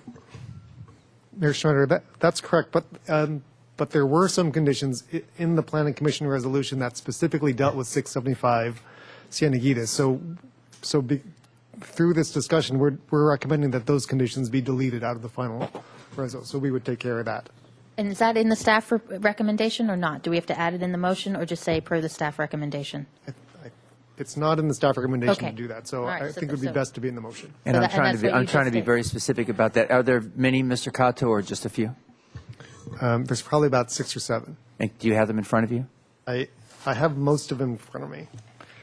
Would I you think give we us- can take from your motion that you wanted those conditions taken out, and then we'll go Exactly. through and Wanted to figure- exempt 675 from that, and I think as Mr. Wiley is talking about, when they come forward with their development proposal, then that's when those things might kick in. Yeah, we'll do that. All right, that's my motion. Is there a second? Second. Okay, any questions on the motion? Okay, all in favor? Aye. Okay, and then Mr. Rouse, you had a comment on the poll. Yeah, I had a question, although I kind of felt my vote slipping away here on this for Mr. Wiley, because one reason why I thought of my trial motion was to talk about the business as opposed to just the property, is that if, for example, if the animal hospital changed hands and needed to change the name, then they necessarily would have to then go before a sign committee, which would not be prepared to deal with changes to a pole sign. So that's why I thought in that motion that would be appropriate for this specific site. Well, Madam Mayor, Councilmember Rouse, the actual wording of the ordinance refers to a section of the sign code, of the sign ordinance, that makes it clear that you can't change a non-conforming sign. You can't expand it, you can't change the wording of it. So this action, that sign is allowed to be there, but it can't be changed. So that would be moot either way, really. Yeah, I think so. Okay, very good. I'm going to float this anyway. I'm going to try a motion. And my motion would be to allow an exemption for that pole sign so long as the subject property remains under current use and ownership, or at such time as the development of that property is changed by whatever the zoning threshold level would be substantially, but I don't know. There's likely a percentage number attached to that, or redeveloped. So, my motion is basically I'd like to exempt the pole sign and allow it to remain until such time as the substantial change of use and/or ownership takes place. There's a second? Second. Okay, any discussion on the motion? Okay, all in favor of the motion? Aye. Any opposed? No? No. Okay, I believe that failed 4-2. Madam Is Mayor? that correct? Mr. House? Yeah, I'd just like to take that up. And again, I appreciate the discussion here, and but I'd like to definitely give some relief to the property owner here. And so my motion is to allow the staff suggestion for a 5-year waiving of that requirement, after which they will need to remove the pole sign. Second. Okay, any other discussion on the motion? All in favor? Aye. Any opposed? Okay, that passes. Okay, thank you very much, everyone, for this item. I think we'll take a short break before getting to the airport terminal project item. Thank you.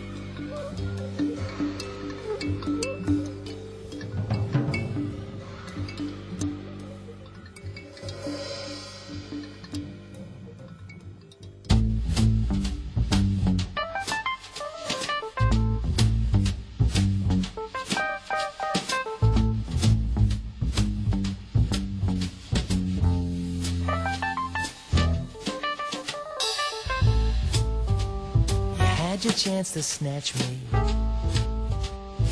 almost let you catch me. Then I found out you weren't the girl you seemed to be. I couldn't live without you, and that crazy way about you. But now when I say crazy, I mean literally.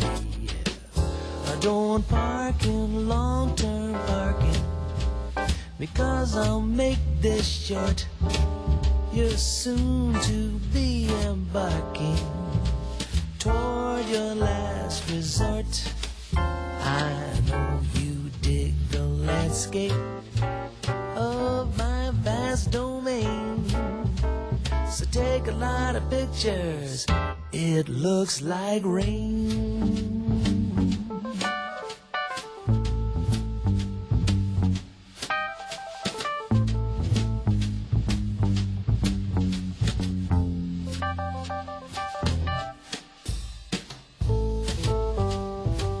To give you chances to curb your strange advances, but conversations always end with flying plates. Demanded all those mandates, then wanted all my bandmates, and now I know you're really wanted in 3 states.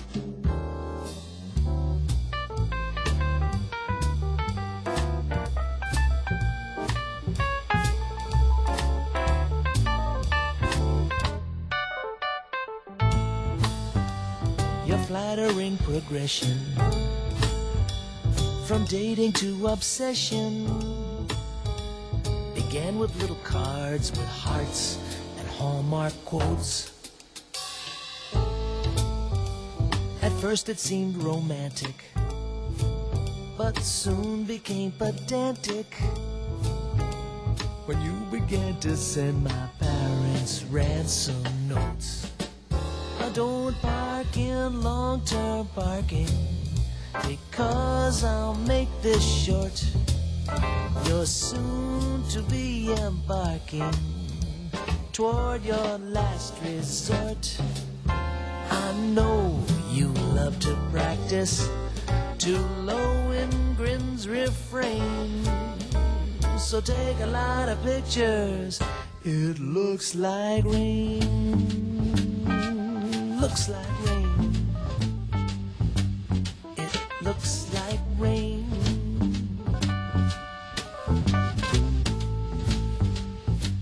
Looks like rain.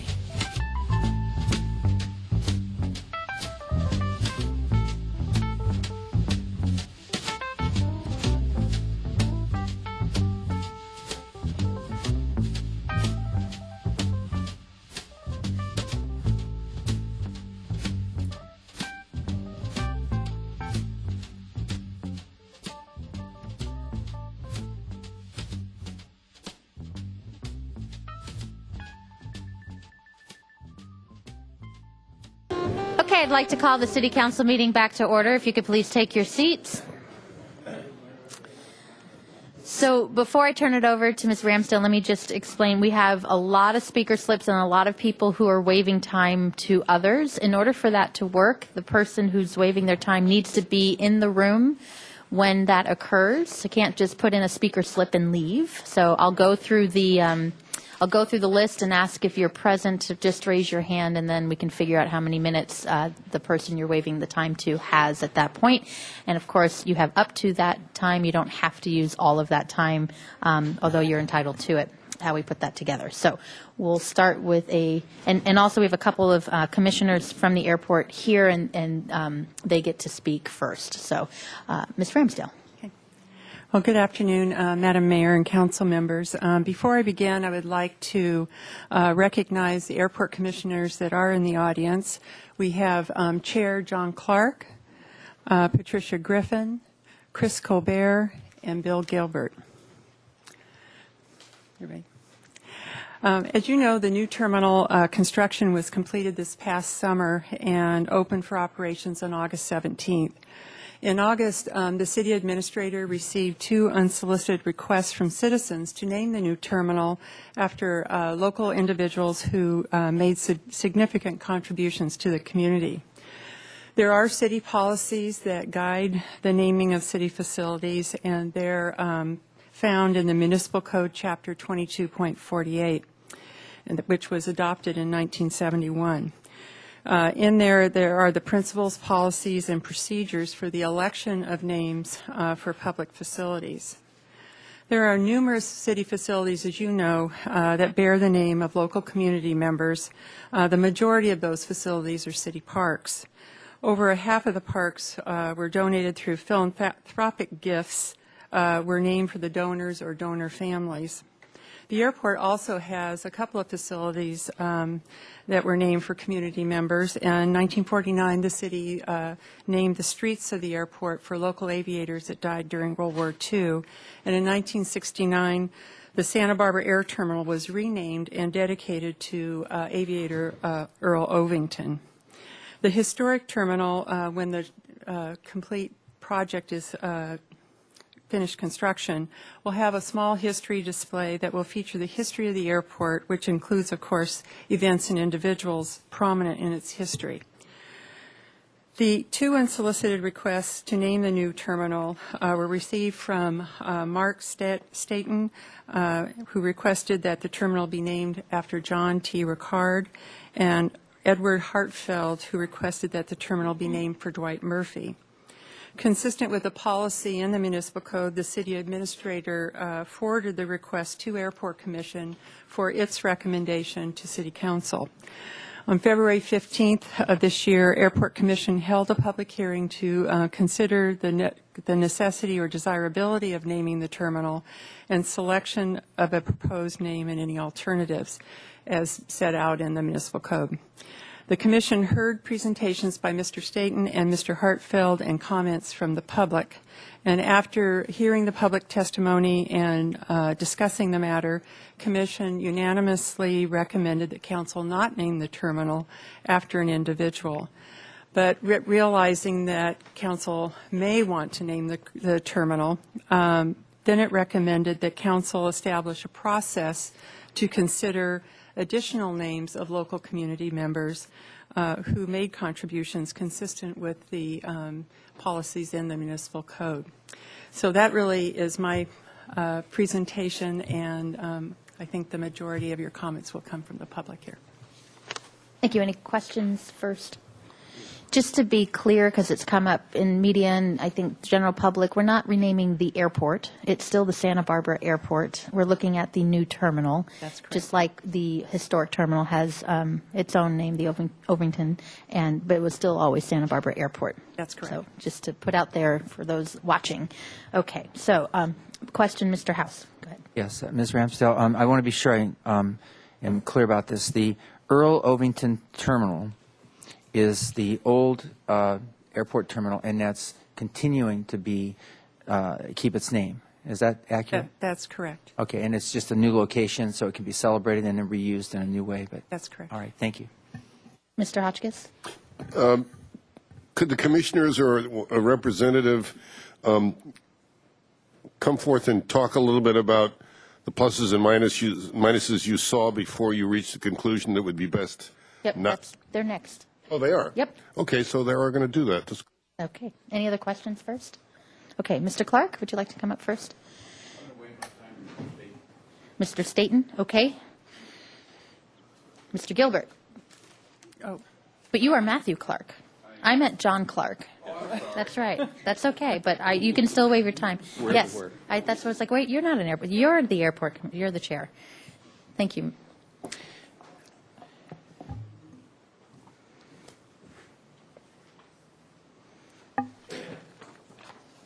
The discussion of this whole thing, I think, initially blindsided us just a little because it wasn't planned and we hadn't heard much about it initially. There are a few things that I think we agree on, at least several of the commissioners, that the 2 proposals, again, we didn't ask for these, I'm concerned about the fact that we have two parties, and the reason that we came up with the thing about put up a process, if we really want to name the terminal, I personally the other night came up with 18 people that could easily have this honor, and that concerns me. There has been no process to weed this out. In my own non-scientific way, I have been paying attention to people, and when this comes up in discussing it with the public, I get two responses. There are two words that come up in every discussion. Why and who? They don't understand this of these two people. I mean, there is lovely history. I know about it. One of the people being proposed was the mayor when I was 6 years old here in Santa Barbara. I just think if we go on the track of naming it, we need to expand the opportunity. More people should be considered. There are a lot of people out there that deserve it. Personally, I think we should just leave it alone. I think it should be the Santa Barbara Airport Terminal. But that's my opinion. And any questions about the process? It was fairly simple discussion at the commission. Any questions for Commissioner Clark? No. Thank you very much. Commissioner Gilbert, did you want to? Mr. Gilbert, did you? Yeah, thank you. Madam Mayor, council members, I'm Bill Gilbert, another airport commissioner. I think we should have alternated maybe, but anyhow. The terminal is not just another Santa Barbara City municipal building. It is for a special purpose. It serves a special industry, aviation and air travel. And as such, I believe the name should reflect those that forward the industry. It doesn't take much time by the commission to discuss and recommend name or names to the city council, but I believe it would require considerable staff time once the word got out. Staff still has significant effort to finish the terminal work out its operational bugs, a 24/7 task to operate the airport, as well as starting the master plan, all between furlough days. It was 30 years before the old terminal was dedicated to Earl Ovington, the first airmail pilot who resided here. So I don't see the rush to dedicate the present terminal without considering others than those that have been presented so far. Also, I'm not really in favor of starting a contest now. In fact, I had recommended a 2 to 5 year moratorium before we get involved in this. The Airport Commission voted unanimously to put off naming the terminal. I hope you will support our recommendation. Thank you. Thank you. Any other airport commissioners like to speak at this time? No. Okay. Thank you for being here. Then we'll start with Edward Hartfeld, be followed by Judith Smith. Oh, no, you're waiving your time. Is Judith here? There you are. So, Mr. Hartfield, you have 4 minutes, and then Jeremy Haas is next. Mayor Schneider, members of the City Council, and citizens of Santa Barbara, I apologize for reading rapidly to stay within my 4 minutes that I have. My name is Edward Hartfeld, a Santa Barbara native. I am here to support the dedication of the new airport terminal to Mr. Dwight Murphy, who died in 1968 at age 84. He was certainly our most devoted and outstanding citizen of the 20th century, and quite possibly ever. I would like to underscore 6 points with the limited time I have to speak. As you have already found in the extensive documentation previously submitted to you, Mr. Murphy far exceeds the requirements of City Code Chapter 2248, which requires that the individual so honored contribute to the culture and history of Santa Barbara, made particularly meritorious and outstanding contributions, shall be of enduring and honorable fame and be commensurate with the significance of the facility being dedicated. Thorough documentation for such a decision as this is essential if the public is to be comfortable with a choice. And you have that thorough documentation and had it for some time. In addition to numerous articles about him in the local press in recent years, more than 5,000 people have learned of his extraordinary contributions through his biography, published in 2007, a double notice is quarterly by the local historical museum, and some 20 talks with photo projections before the members of most prominent institutions and service clubs. Number 2, regarding the issue of the necessity of dedicating the new terminal to anyone. Well-known editorial writer William McGurn quite succinctly stated the case for memorials, and I quote, "The purpose of memorials is not to commemorate a dead past, it is to take out something vibrant from that past and to inspire those in the here and now," unquote. One only has to scan the appendix of Mr. Murphy's biography to understand how he was the driving force which made our city much more vibrant and so widely admired. His story is inspirational for future generations. Number 3, he did indeed have a direct relation to the airport. In 1929, he headed the airport site selection committee, which chose the present site over several others, and then played an important role in securing federal funding for the development of the airport. Number 4, time does not permit my reciting his innumerable contributions to Santa Barbara, so, in case you have not already done so, I urge you to carefully review the appendix on page 227 of his biography, which lists all of them that my research over several years uncovered.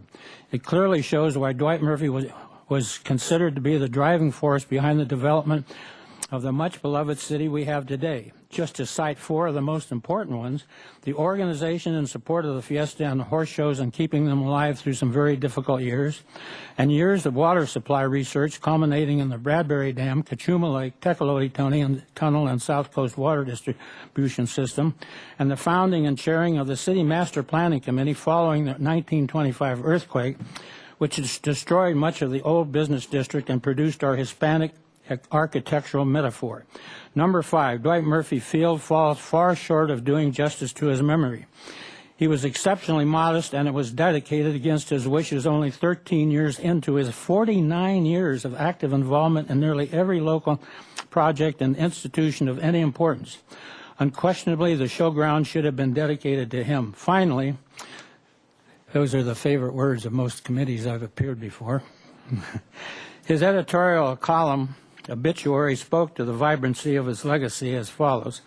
The monuments he built for posterity, both tangible and intangible, will last for generations. Without them, this would be a less beautiful, less prosperous, and less lively community. Once in 1953, he was named Santa Barbara's Man of the Year. He was, in fact, as much as any local resident, the man of the century, unquote. His granddaughter, Beth Reeves, is present. I'd like for her to at least raise her hand or stand up over here. She's the daughter of famous Robert L. Reeves, after whom or is it David? Okay,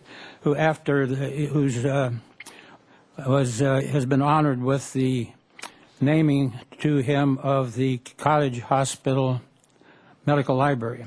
Thank you for your kind attention. I'll be happy to answer any questions. Thank you. Any questions? No. Thank you very much. Okay, thank you. Jeremy Haas will be followed by Aaron Graffey, and we'll figure out how much time you have, Aaron, when you get up here. Well, there are so many people that are still left to speak. I'll try to keep mine narrow and focused for once. I grew up on the airport.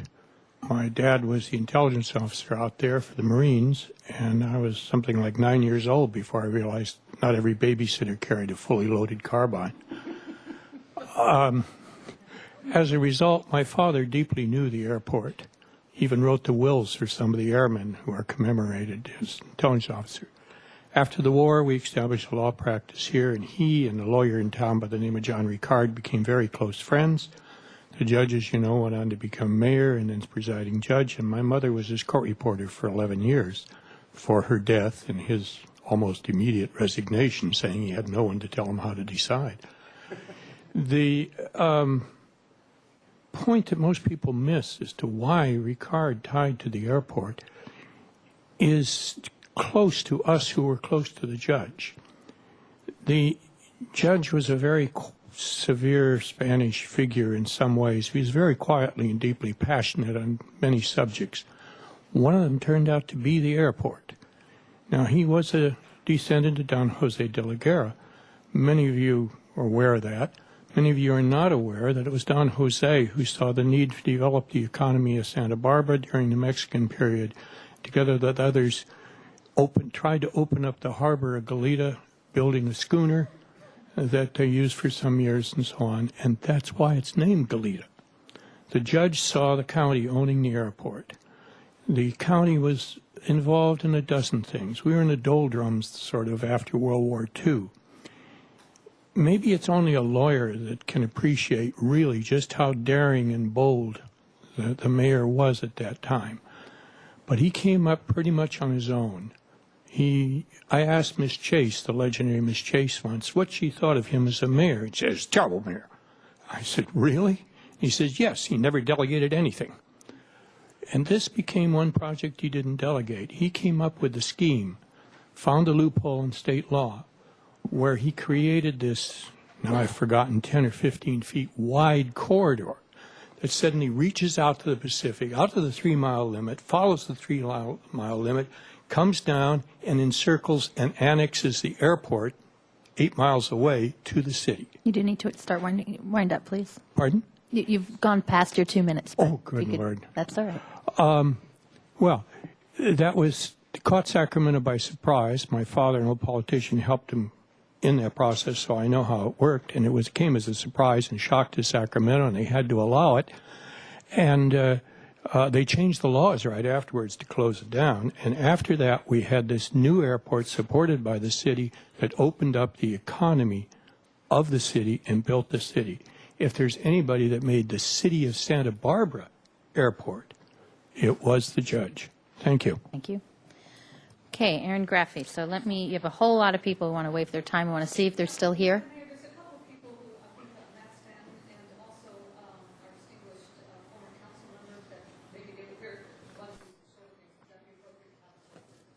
No, you're next.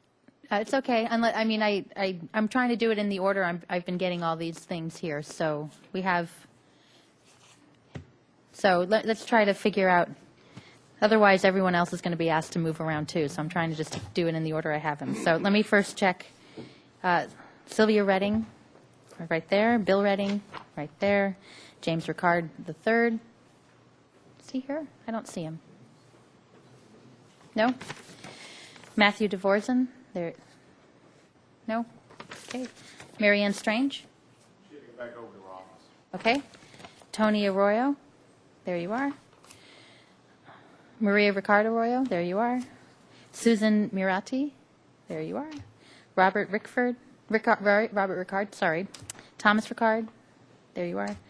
Edward Carty, there you are. Tim Putz, Richard Hogue, and there you are. Okay, so you have a total of 1, 2, 3. We'll be here for a couple of weeks. So get some McDonald's. 22 minutes. I won't need it all. Okay. But But there's a now's my timer right chance there for you. for though. city council revenge. Just joking. So, Madam Mayor and council people, we're here to obviously put forward the name of Jack T. Ricard. And if you have read your package, you know that there is a great many things that he did. I don't want to go through all that detail. I think what I would like to do is just maybe summarize a couple of the highlights of these achievements and put them into context. At least I would say for myself, speaking as a historian, what I see in the big picture for the history of this community. One was the city borders that he expanded, and how remarkable this was, because we tend to look at information today, as we say in history, through the eyes of presentism. And that means that we're seeing it through 21st century, 2012, of what this looks like. When he extended the borders, the annex to the city technically ended at, or officially ended at Anterre. It probably really technically ended at Constance. You took Mission Street down to De La Vina, and then that's how you proceeded north or northwest. That's why you have the jog there. And the rest of that, Hollister Avenue, at that point, was just farmland. So for him to see this is the way that the city should be going, this is the way it should be ending up, and this is what we should annex all the way to 154, was rather significant. Today, of course, when you see Sears Roebuck, and that was the site of a dairy, and you see Macy's, and that was a lemon grove, and that little restaurant out by the post office that's Farmer Boy's, there's a reason it's called Farmer Boy. That was all farmland. And today, of course, this is a great source of sales revenue, tax revenue for you. So when you think of that coming in, you can thank Jack Ricard. The second one I would say that was very big was the Harbor Master Plan, and he created this, as with the airport, to be an enterprise zone. And at that time, there were no marinas. Actually, the harbor was not that long in existence, about 10-something years. Let's see, what else have we got down there? You didn't have the West Beach parking lots. All the rest of that, he saw that this was where the future was going to go, that this should be taken care of, address that issue. So the reason that that is a self-funded enterprise down there is because of Jack Ricard. The third, and probably one of the most significant things throughout Santa Barbara, is the Tidelands Sanctuary that he created, again, as mayor. And the reason that we have full access out to our beaches, there's no wells until well into the, good pun there, well into the federal lands, federal property, is because he put that 3-mile sanctuary up and down the coast. And the reason that he was able to sell it was, he said, in Santa Barbara, our industry here is unlike the rest of California. Our entire industry is based on retired income and tourism. And you're not going to attract too much of that if you have oil wells right out there. Since his family had been back here hundreds of years, he probably had seen I don't know when they went down, or certainly pictures from his father. There used to be oil wells all over in Summerlin. Perhaps you've seen those old postcards. That was the first place, by the way, that they did oil drilling out into the ocean, right here in Santa Barbara County, another first for us. But nonetheless, that would have been in his memory. He would have known what that looked like, took care of that. And that's when we go to the beaches today and enjoy that nice clear view. Again, we can think of and we can thank Jack Ricard. When we come to the airport, of course, we consider this the crowning achievement. And I need to put this in a little bit of context, because a lot of times people think, but we already had the airport. That was already taken care of. But the difference was that after World War II and coming into the 1950s, we acquired more land from the Marines out there, from the armed forces. And as we were looking to develop and put back in all the rest of the commercial flights, we found that we had to accommodate the change in the new airplanes and aircraft that were coming out, the DC, whatever number we were on, DC-3s, 4s, 5s that were coming out. And they were not able to accommodate that because we were under the county jurisdiction. So when we say, well, we already had the airport, that was going to be probably dissolved into something like a little commuter air flight like you have up in San Ynez with little planes. We were not able to accommodate for the big carriers. As mayor, he recognized this was something extremely important, that for the growth, healthy growth of the community, we needed to have an airport there that had commercial craft. And this is why he had displayed his brilliance in the legal maneuverings, and that he found the loophole. I should point out to Goleta, just a little footnote, Santa Barbara, as Mr. Hartfield pointed out, they did raise the bonds themselves and paid for that land. But it was, of course, under county jurisdiction. The city did try to give that airport to another entity that would then run it. They went to the Goleta Schools, but Goleta Schools was too small. There was Goleta Sanitation and Goleta Water, but they were too new to be able to take on, in addition to what they were doing, to figure out how to do that.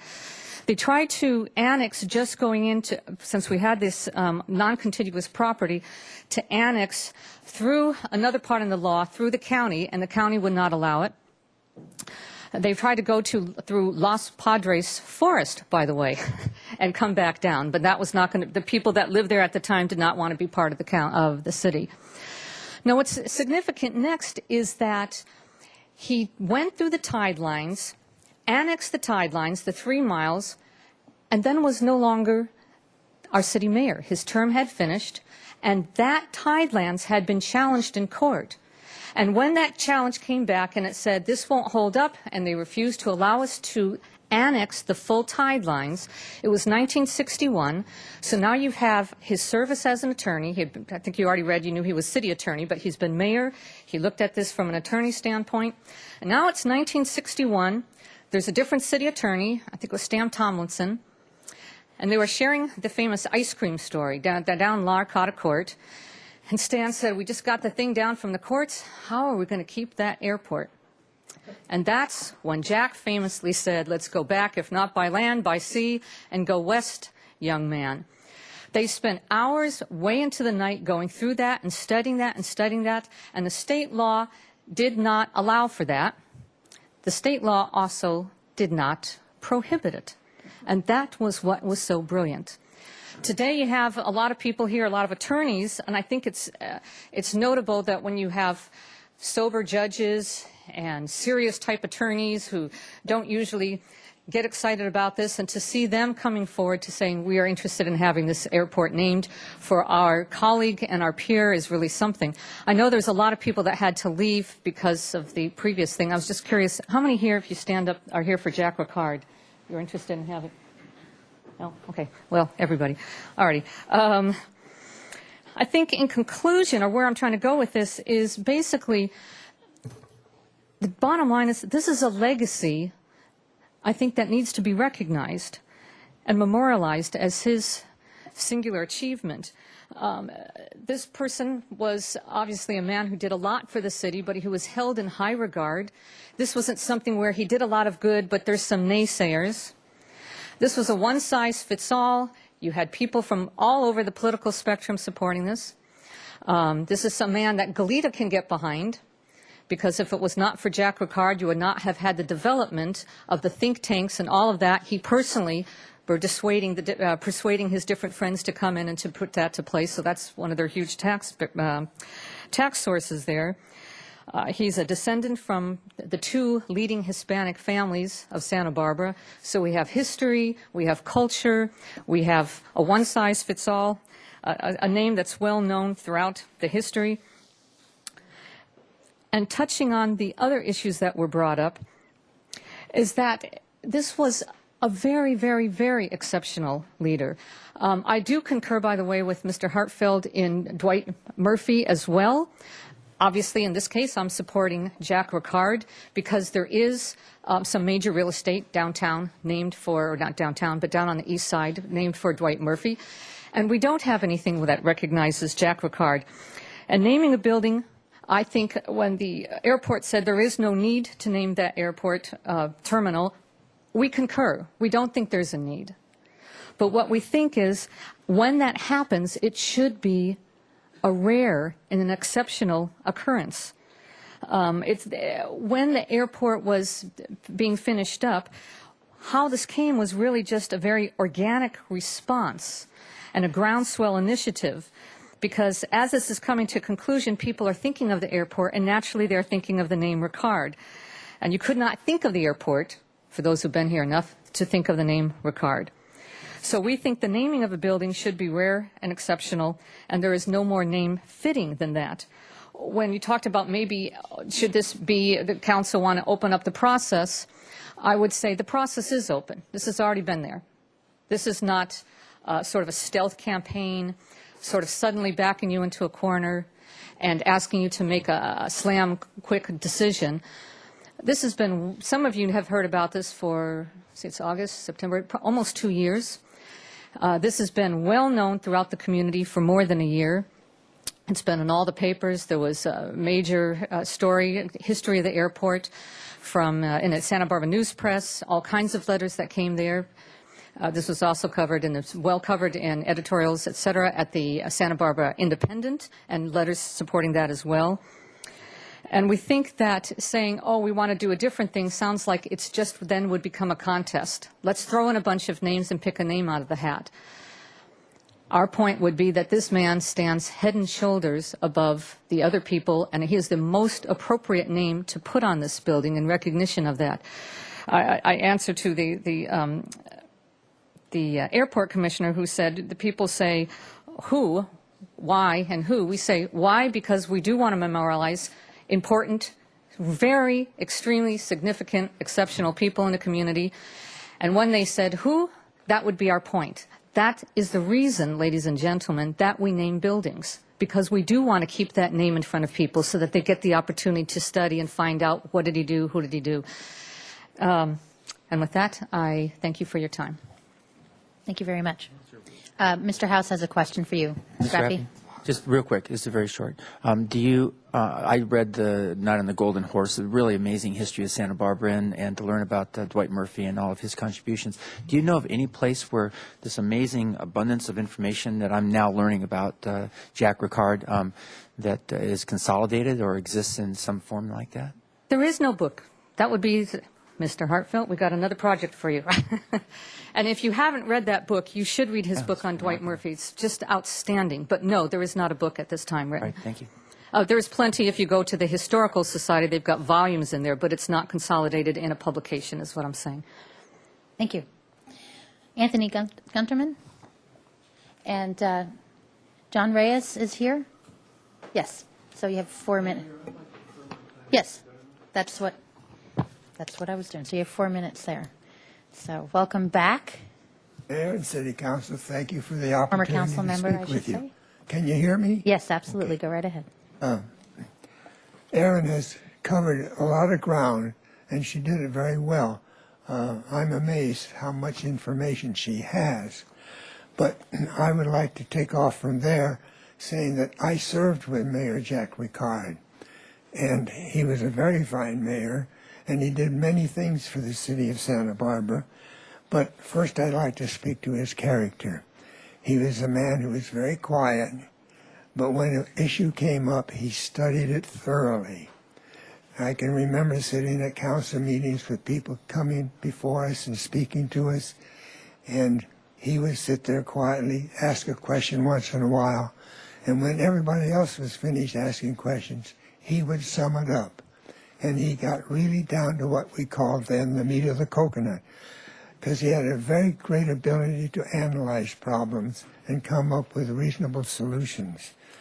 So, but before talking about the airport, I'd like to point out that some of these have already been pointed out, that, for example, Shoreline Park, which we all enjoy today, is possible because Jack Ricard negotiated with the landowners to give the city an opportunity to raise bond money and buy it from them.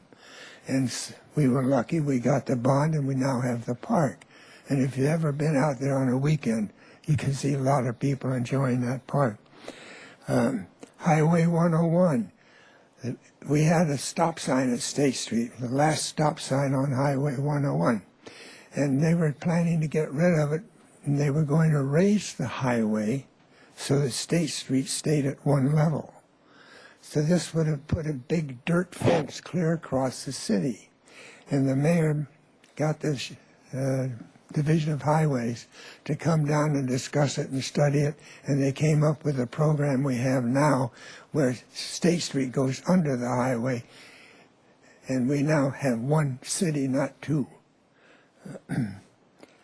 One of the first things he did was to make up to the Lower East Side people who still had dirt streets. He initiated conversations with those people, and under the 1910 or 1950 Act, they were able to pave those streets, put in sidewalks and curbs, and made a great improvement on the Lower East Side. State Street was cut through. It was cut through later, but the initiation of it was started to cut State Street through to Constance Avenue.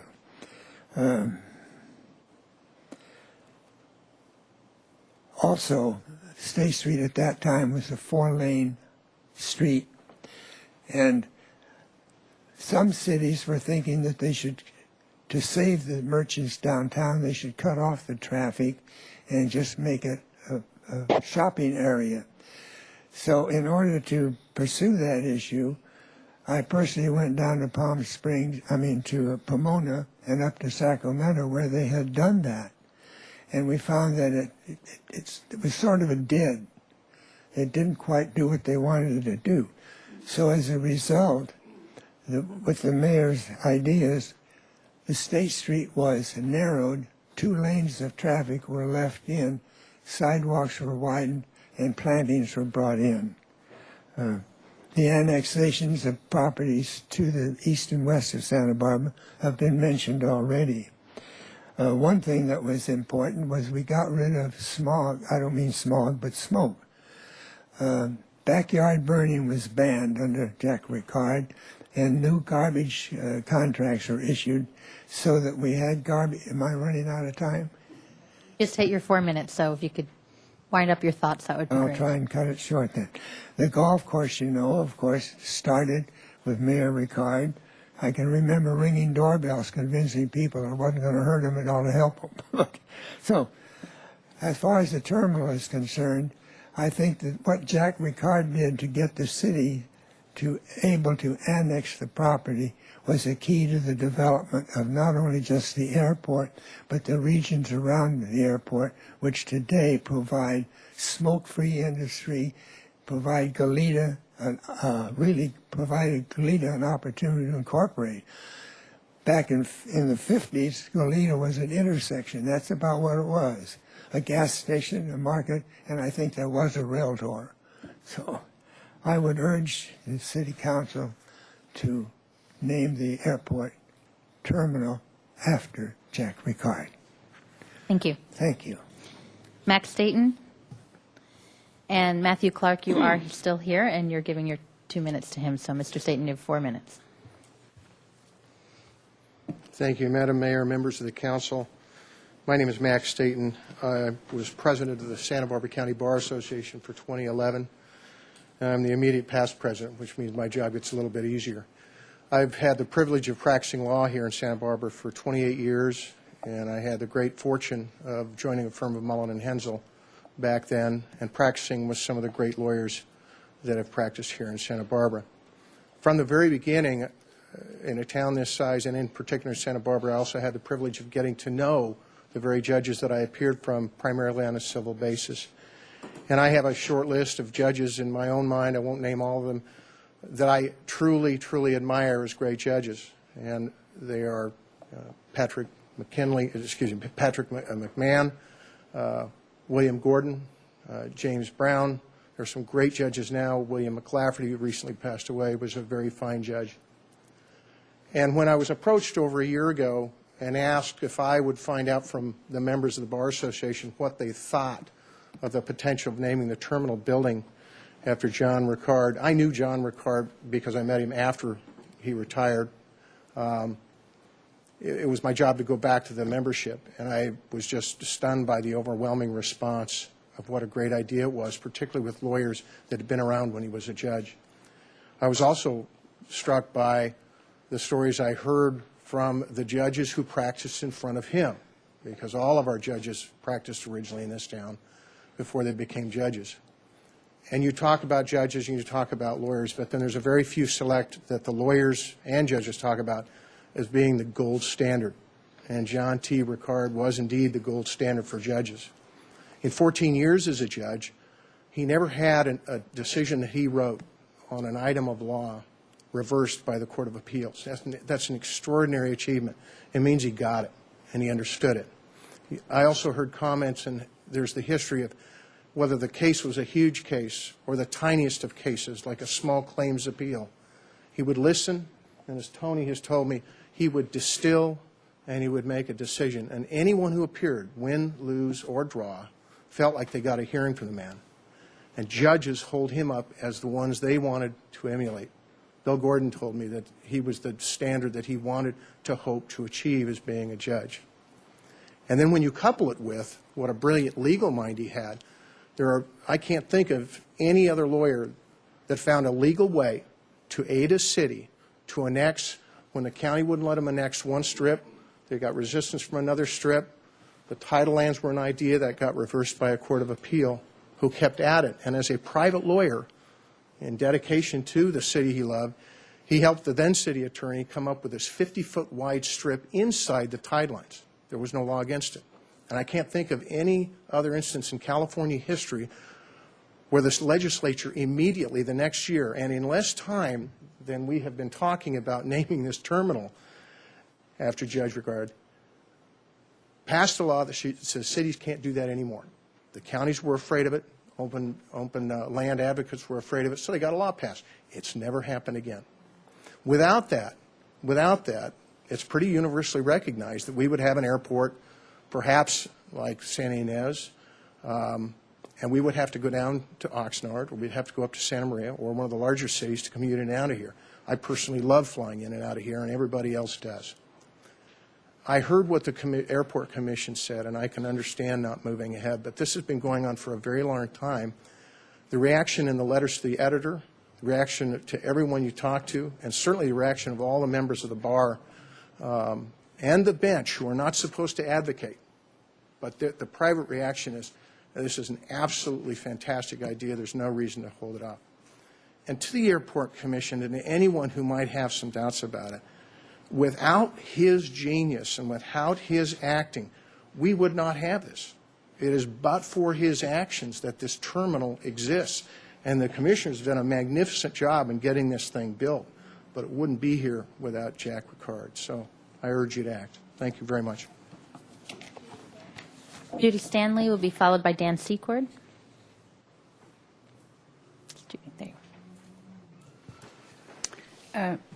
Madam Mayor, members of the City Council, my name is Judy Stanley. I have here a letter from an elderly lady who's been in this city for over 90 years, and she says, I can't tell you how delighted I am to hear that there is a strong movement behind the desire to have the Santa Barbara Airport named after Jack Ricard, the well-known and much-loved mayor who served in the early 1950s. My then-husband, Richard Robertson, was on this council with his best friend, Anthony Gunterman, so I was aware of a lot that went on. Because Santa Barbara was just beginning to be affected by the post-war growth, the agenda was always packed with urgent needs that had to be addressed. Consequently, the council met not only in the afternoon, but recessed for dinner and resumed for hearings into the night. Due in large part to the mayor's leadership, they accomplished more during their term than any council before them and probably since then. A couple of examples. They developed a sign ordinance that limited the size and color of signs in Santa Barbara. Largely due to the mayor, the highway department was persuaded to put the new highway at ground level rather than putting it overhead, the latter a move that would have cut the city in half.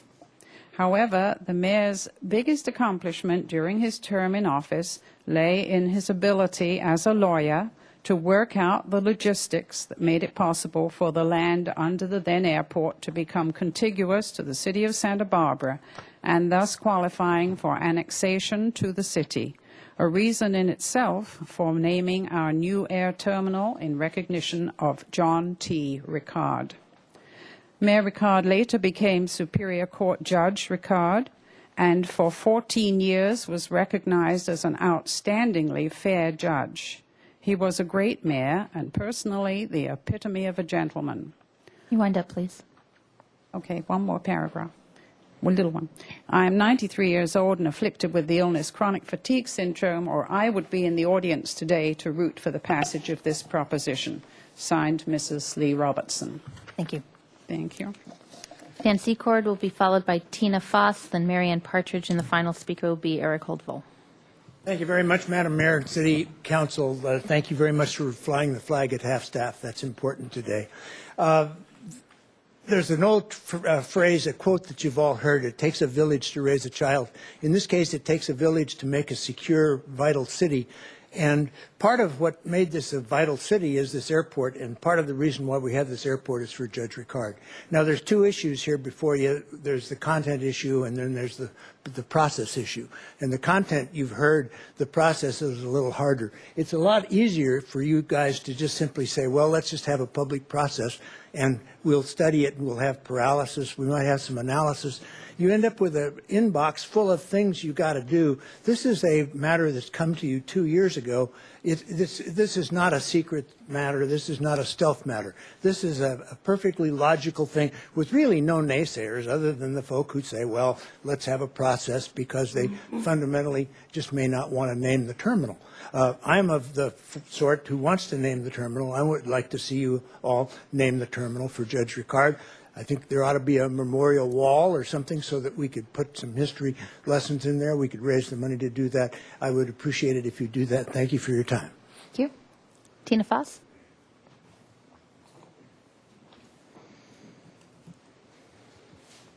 Thank you. I think most of the speakers have said a lot of what I wanted to already, but I'd just like to add a few short words because the day is working on and I think we're all ready. Mayor Ricard was the mayor when I was a child. I thought he was the only mayor forever.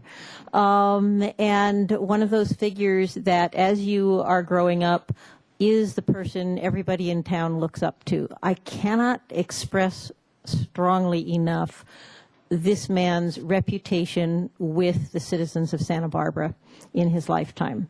There have been many people who've brought that out, and certainly as a judge following his years as a mayor. But I teach history, so one of the things that comes to my mind is Leonard Pitt's Decline of the Californios, in which he points out that Santa Barbara is the only place in California where the old settling families continued to wield any political power into the 20th century. In that, he very specifically talks about the 1850s legislature, which ran on the Know Nothing Party's platform to remove all Hispanics from public office. Santa Barbara is the only place that did not pay attention to that. It has a long history of that. Mayor Ricard was the last of a long line of many mayors who in his case, English was a second language. And I think what we've heard here is that his mastery, not only of English, but of the law of California, was incredible. And that he applied that with great brilliance to give us the airport that we really wouldn't have without it. And the development of our community and the being ready for the 21st century really is something we have to thank him for. And I think it wouldn't be too hard to name this terminal for him. Thank you. Thank you. Marianne Partridge.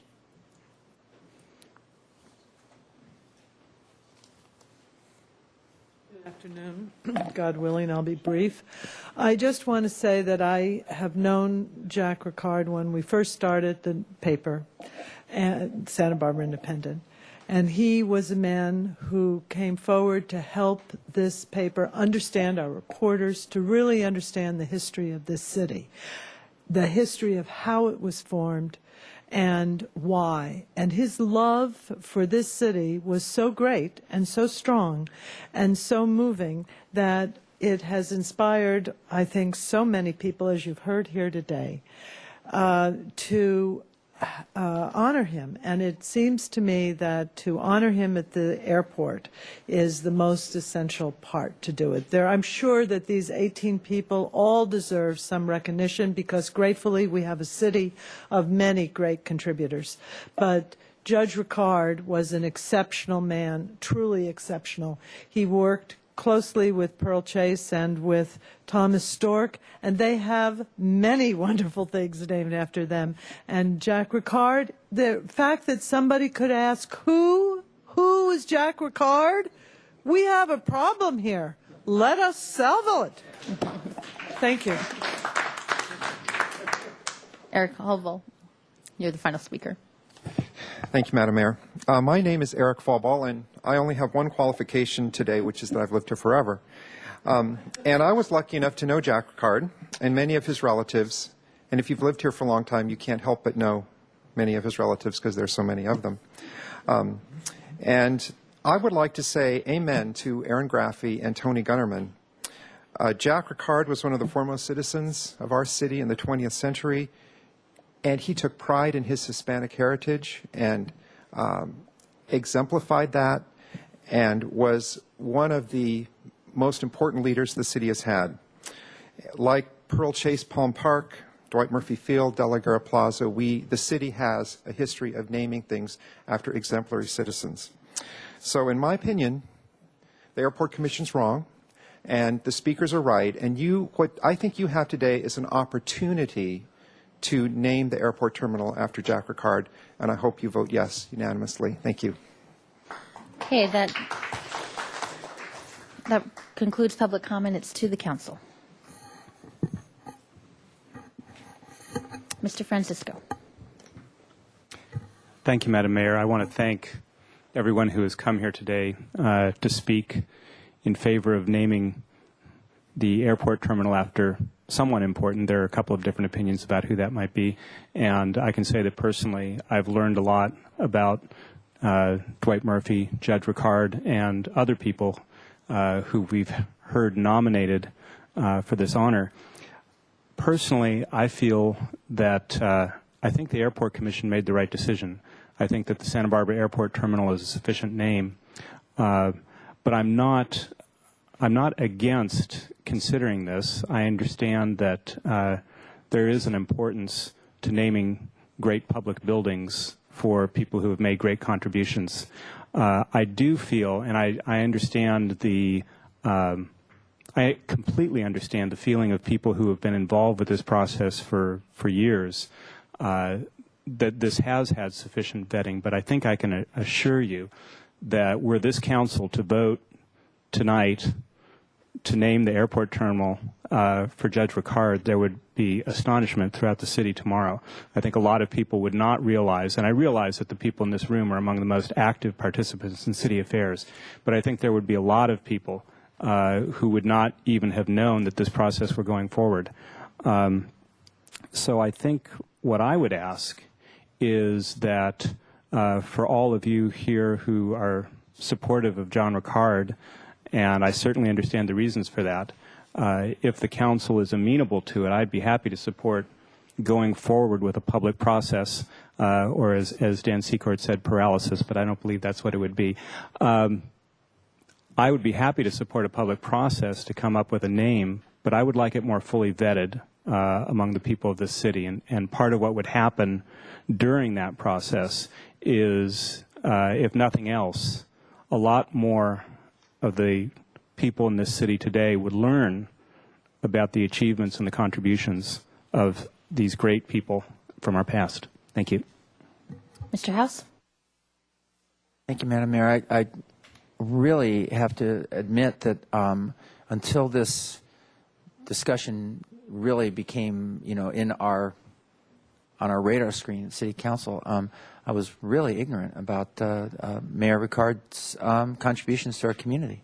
I mean, truly ignorant. And I perhaps would say with Mr. Francisco, I'm sure there's an awful lot of Santa Barbans who would share that ignorance. And I'm very sad about it, quite honestly, because I feel like I've been studying, learning, really been engaged, trying to find out as much as I can about the community I serve, and admire those who've come before us. And I'm grateful to those who have just really given us the information that we've got today to be able to make a decision like this. And I'm very thankful to all of you who've contributed. And I also agree that we should be honoring those really great participants in our community's history and heritage when we have the opportunity, and that the balancing that we should be looking for is that we should be taking these very precious and special moments to honor very precious and special people.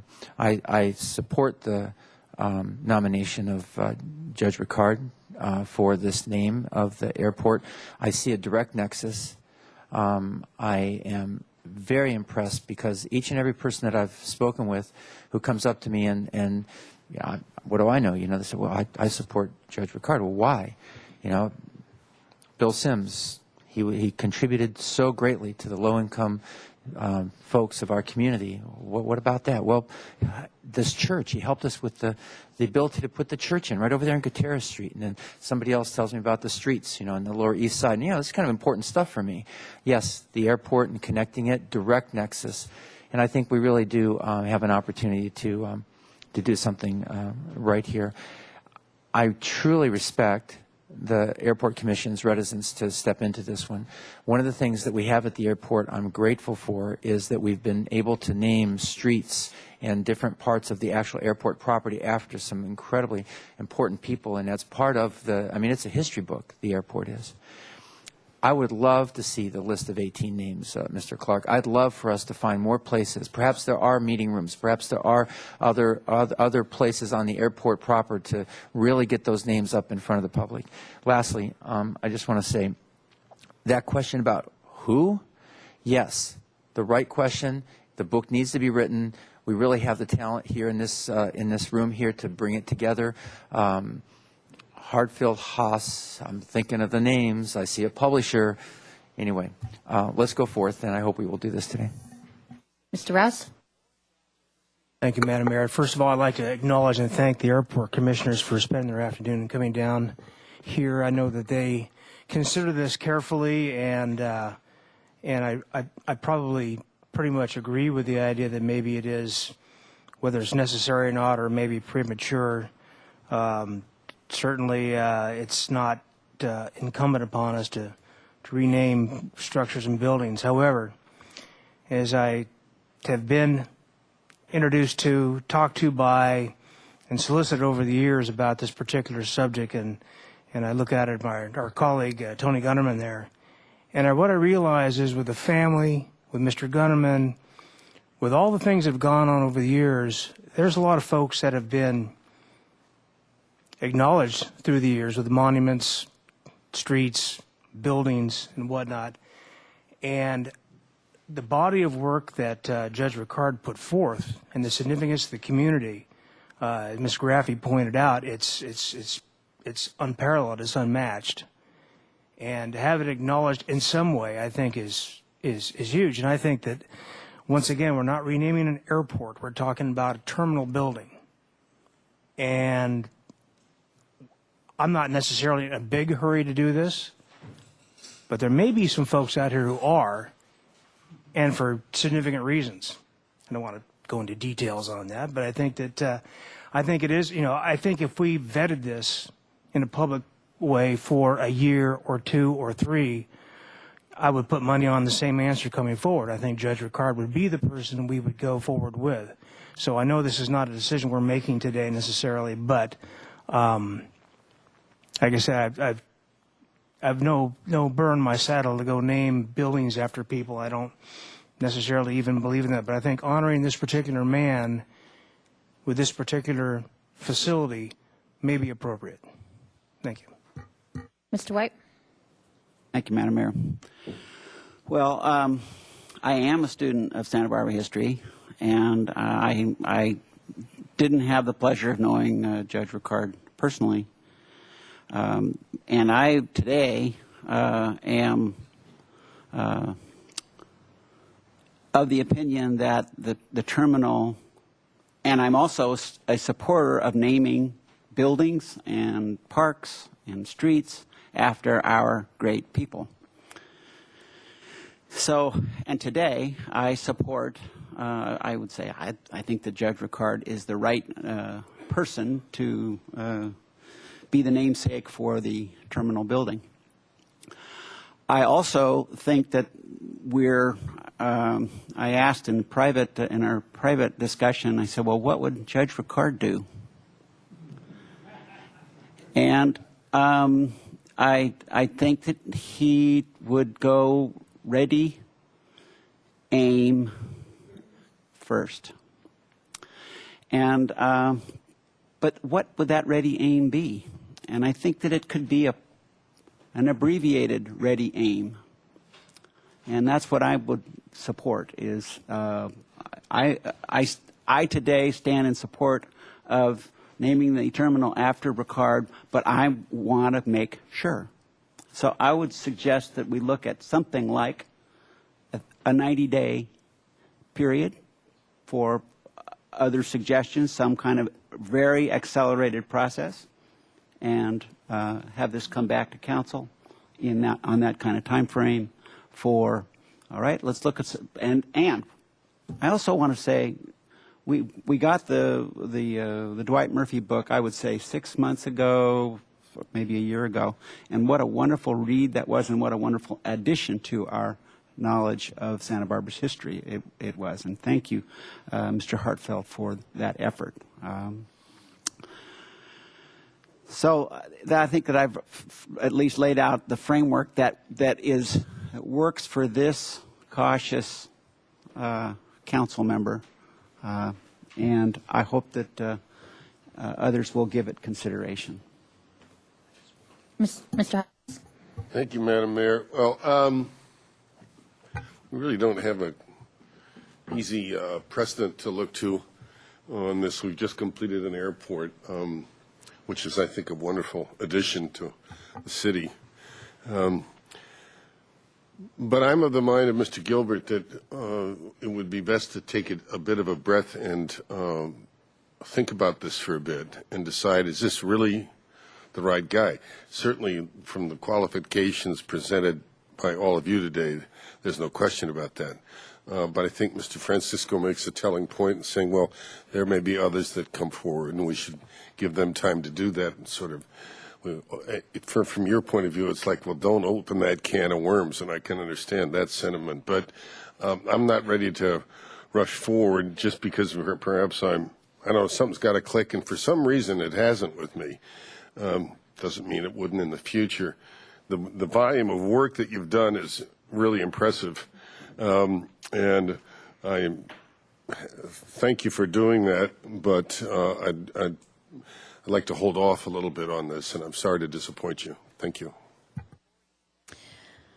I first want to thank everyone for the amazing history lesson I've received in the last, well, couple of years to start, but really in the last couple of weeks in particular, and appreciate all the different pieces of information here, and particularly want to acknowledge former council member Gunterman here, who sat up here and with Judge Ricard, well, Mayor Ricard at the time. And that's been very important to me as mayor to know as much as you can. And I'm not a historian, but try to absorb as much as you can about the city with whom I serve with quite a great number of people, and appreciate the job very much. And you want to know how we got to this point. And so the history lesson has been incredible. I have to admit, at the very beginning of when this idea came up, I was like, "Ooh, I don't want to go there. That's going to seem like, as was mentioned, a Pandora's box or something." I was very hands off about what I wanted to do. But I have to admit, I've been pretty swayed by your arguments, and I think that it is appropriate. I would agree with Mr. White and Mr. Francisco that today is not the day to just say, let's just do it, because a week from now, whatever others are going to say, but wait a minute, what about? So I would like to go with the process of, okay, prove to me somehow that someone else is more worthy than what's already been shown. So to come to say, we're seriously considering naming the airport terminal, the new airport terminal, for Judge Ricard, and let's have a 90-day process, get it out there. If anyone really has any concerns or problems or other ideas, they can certainly put something together and have us consider it. If we wanted to extend it at that point, we could, or we can make a decision. But I think an abbreviated version and not analysis paralysis, as my former colleague on the council would say, that's certainly not the way to go.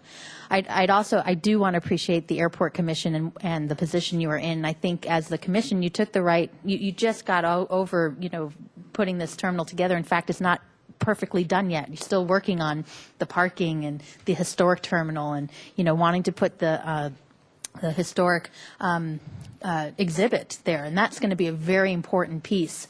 It's a part of this new terminal, and you need to focus on that. So I understand why the recommendation came the way it did, and I think it would be appropriate that if this can come back, it comes back to the council and not have to go through the Airport Commission again. Don't have to burden you with that extra time. You have plenty of other things, more detailed items related to the airport, and really it's a policy decision I think the council could make. One of the things today that I particularly like was one of the first speakers saying the city caught Sacramento by surprise by this. Boy, I like that, when the city can catch Sacramento by surprise instead of the other way around sometimes. And to honor that sometimes is kind of fun. And just finally, some major names were mentioned earlier: Dwight Murphy, Pearl Chase, T.M. Stork. So parks and people and press, and there should be policy as well. And Ricard certainly fits that bill, and the other three certainly have had books and name and buildings and parks and civic areas named after them. People do know who they are, and they should know who Jack Ricard is as well. And I think this is one way we can move that forward and learn our own history. So my suggestion would be to pick up where Mr. White left off and have an abbreviated 90-day process, get it out there, have, I guess, the airport director receive the information, but really come back to council. And from where I'm coming from, it's if not Ricard, then whom, and then who, I guess. That would be the way that I would be looking at it. And, something could happen, but at least it's not taken the rest of Santa Barbara by surprise, because I think that there could be that potential. And that's not the way I think we would want to start something as important as this with some kind of unintended consequence in relation to someone with such a great history as this person. So that would be my suggestion. Mr. House, you had your line on. Yes, I appreciate the discussion. I want to ask staff, and I'm not sure which side here to be asking this. I'm looking at the process that we've established for this kind of naming, and as names could be initiated or brought into consideration, it talks about review of a request, and that would be going to the department, which would be, from the airport, which has happened already, at least at one level. And then it talks about a hearing where a commission or a committee to which the city administrator has referred a naming request would hold a public hearing, which I suppose could even be today, but it sounds like there's a wish to do a little bit more. And what would staff recommend would be the proper venue for the little bit more if we were to take this to another round? In terms of where we believe we are in the process, as we received the two requests and pursuant to the ordinance, then we designated the Airport Commission to hold the public hearing, which they did, and make a recommendation to you, and then the ordinance provides that you have the hearing. So it's really, I think, under the council's jurisdiction, and if you are going to have a process, I think my recommendation is you keep it at the council level, and we could, accept other suggestions, and the reality is if it comes to the mayor, it comes to me, or it comes to Karen, it's all going to end up in the same place and a packet back to you. Thank you, Mr. Armstrong. I want to move that we continue this item for 90 days, have it come back to the City Council for a final hearing, and that will give an opportunity for the public to prepare for a final decision of the City Council. Second. Moved and seconded. Mr. White? Sounds good to me, Madam Mayor. Okay. Mr. Hotchkiss? How would we get the word out more aggressively than we've done now? Because 90 days sounds like a lot of time, but it's not. So what's your recommendation?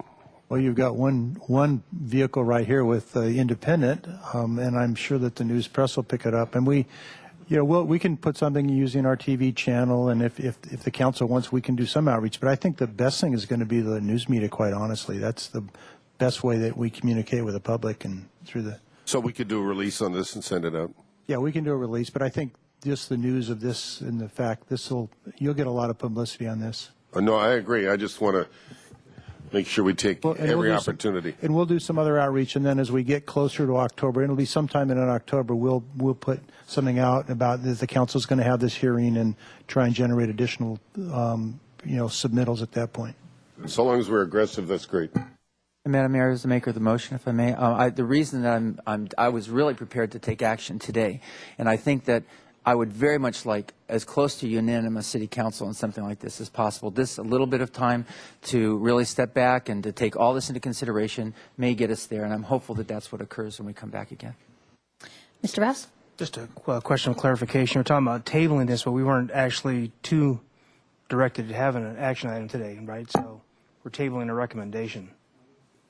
Well, the recommendation was to give direction to staff, and that could have been to come back with some resolution for Jack Ricard. Okay, and that so could have been it, but we decide later to. Okay, I just want to know what we're doing in 90 days. So 90 days, the idea is to make a final decision, and Jack Ricard certainly would be someone to consider, but it gives the public the opportunity for one last chance to see if there's anybody else they'd like us to consider.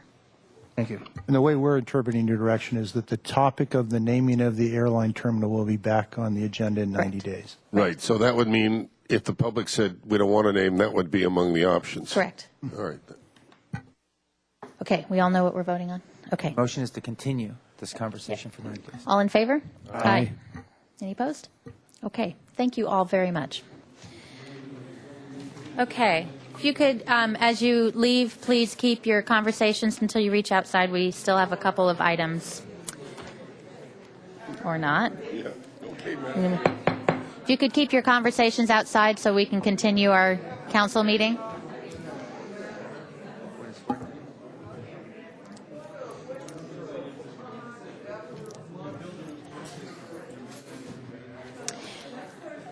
If you could please take your conversations outside the council chambers, we still have business inside City Hall.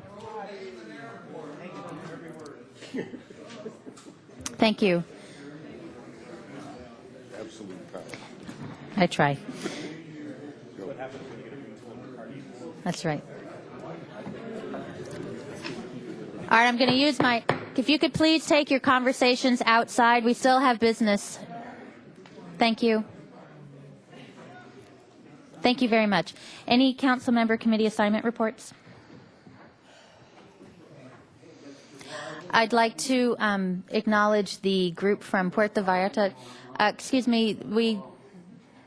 Thank you. I'd like to acknowledge the people from Puerto Vallarta who was here. We have our group from our sister city here for a week, and they were at City Hall earlier today. They have a number of items, a number of events they're attending to all week, and including a city council member from the city of Puerto Vallarta. As many of you know, they're beginning their our 40th anniversary process, which was signed. It was, I think, our second sister city. 40th anniversary was June of 2013. So I want to appreciate their visit today. Any other committee assignment reports? Mr. Rouse. Thank you, Madam Mayor. At the regular meeting of the Downtown Parking Committee, we discussed occupancies and revenues. Revenues are up year to date, and credit card use is also up commensurately. So, and we're discussing the dispensation of the Lot 5, which is the lot next to the new Ensemble Theater project, and what potentially could happen with overflow parking, with perhaps involving Louise Lowry as a potential project. Great, thank you. Anyone else? Okay, we have a couple of closed sessions to read out. Yes. Conference with real property negotiators regarding 319 West Haley Street, and conference with labor negotiator. Okay, we won't have anything to report out, so we'll adjourn from closed session. Thank you.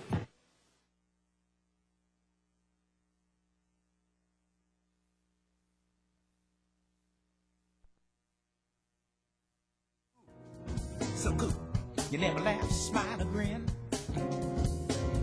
Same expression if they fool you. Now if that ain't the time to laugh, you got to tell me when. Hey, sunflowers on your wagon to help yourself laugh again. Pick up them trousers, dog, they sag again. And don't bite, snap when you're rapping. Someone invite you in. Number one, yes. The track is running, darling, the drum is drumming. The bus is pumping, darling, summer's gone in. The distance running, darling, scoot your booty bottom up. Scoot your booty bottom up.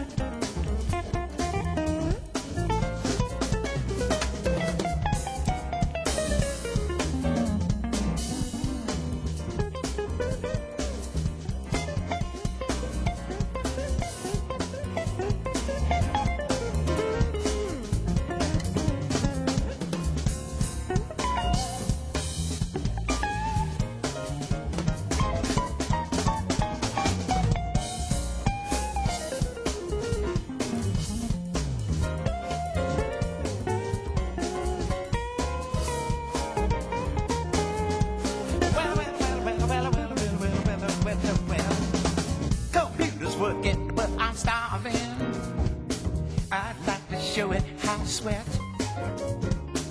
Before it's You know that just might be the best thing happen yet.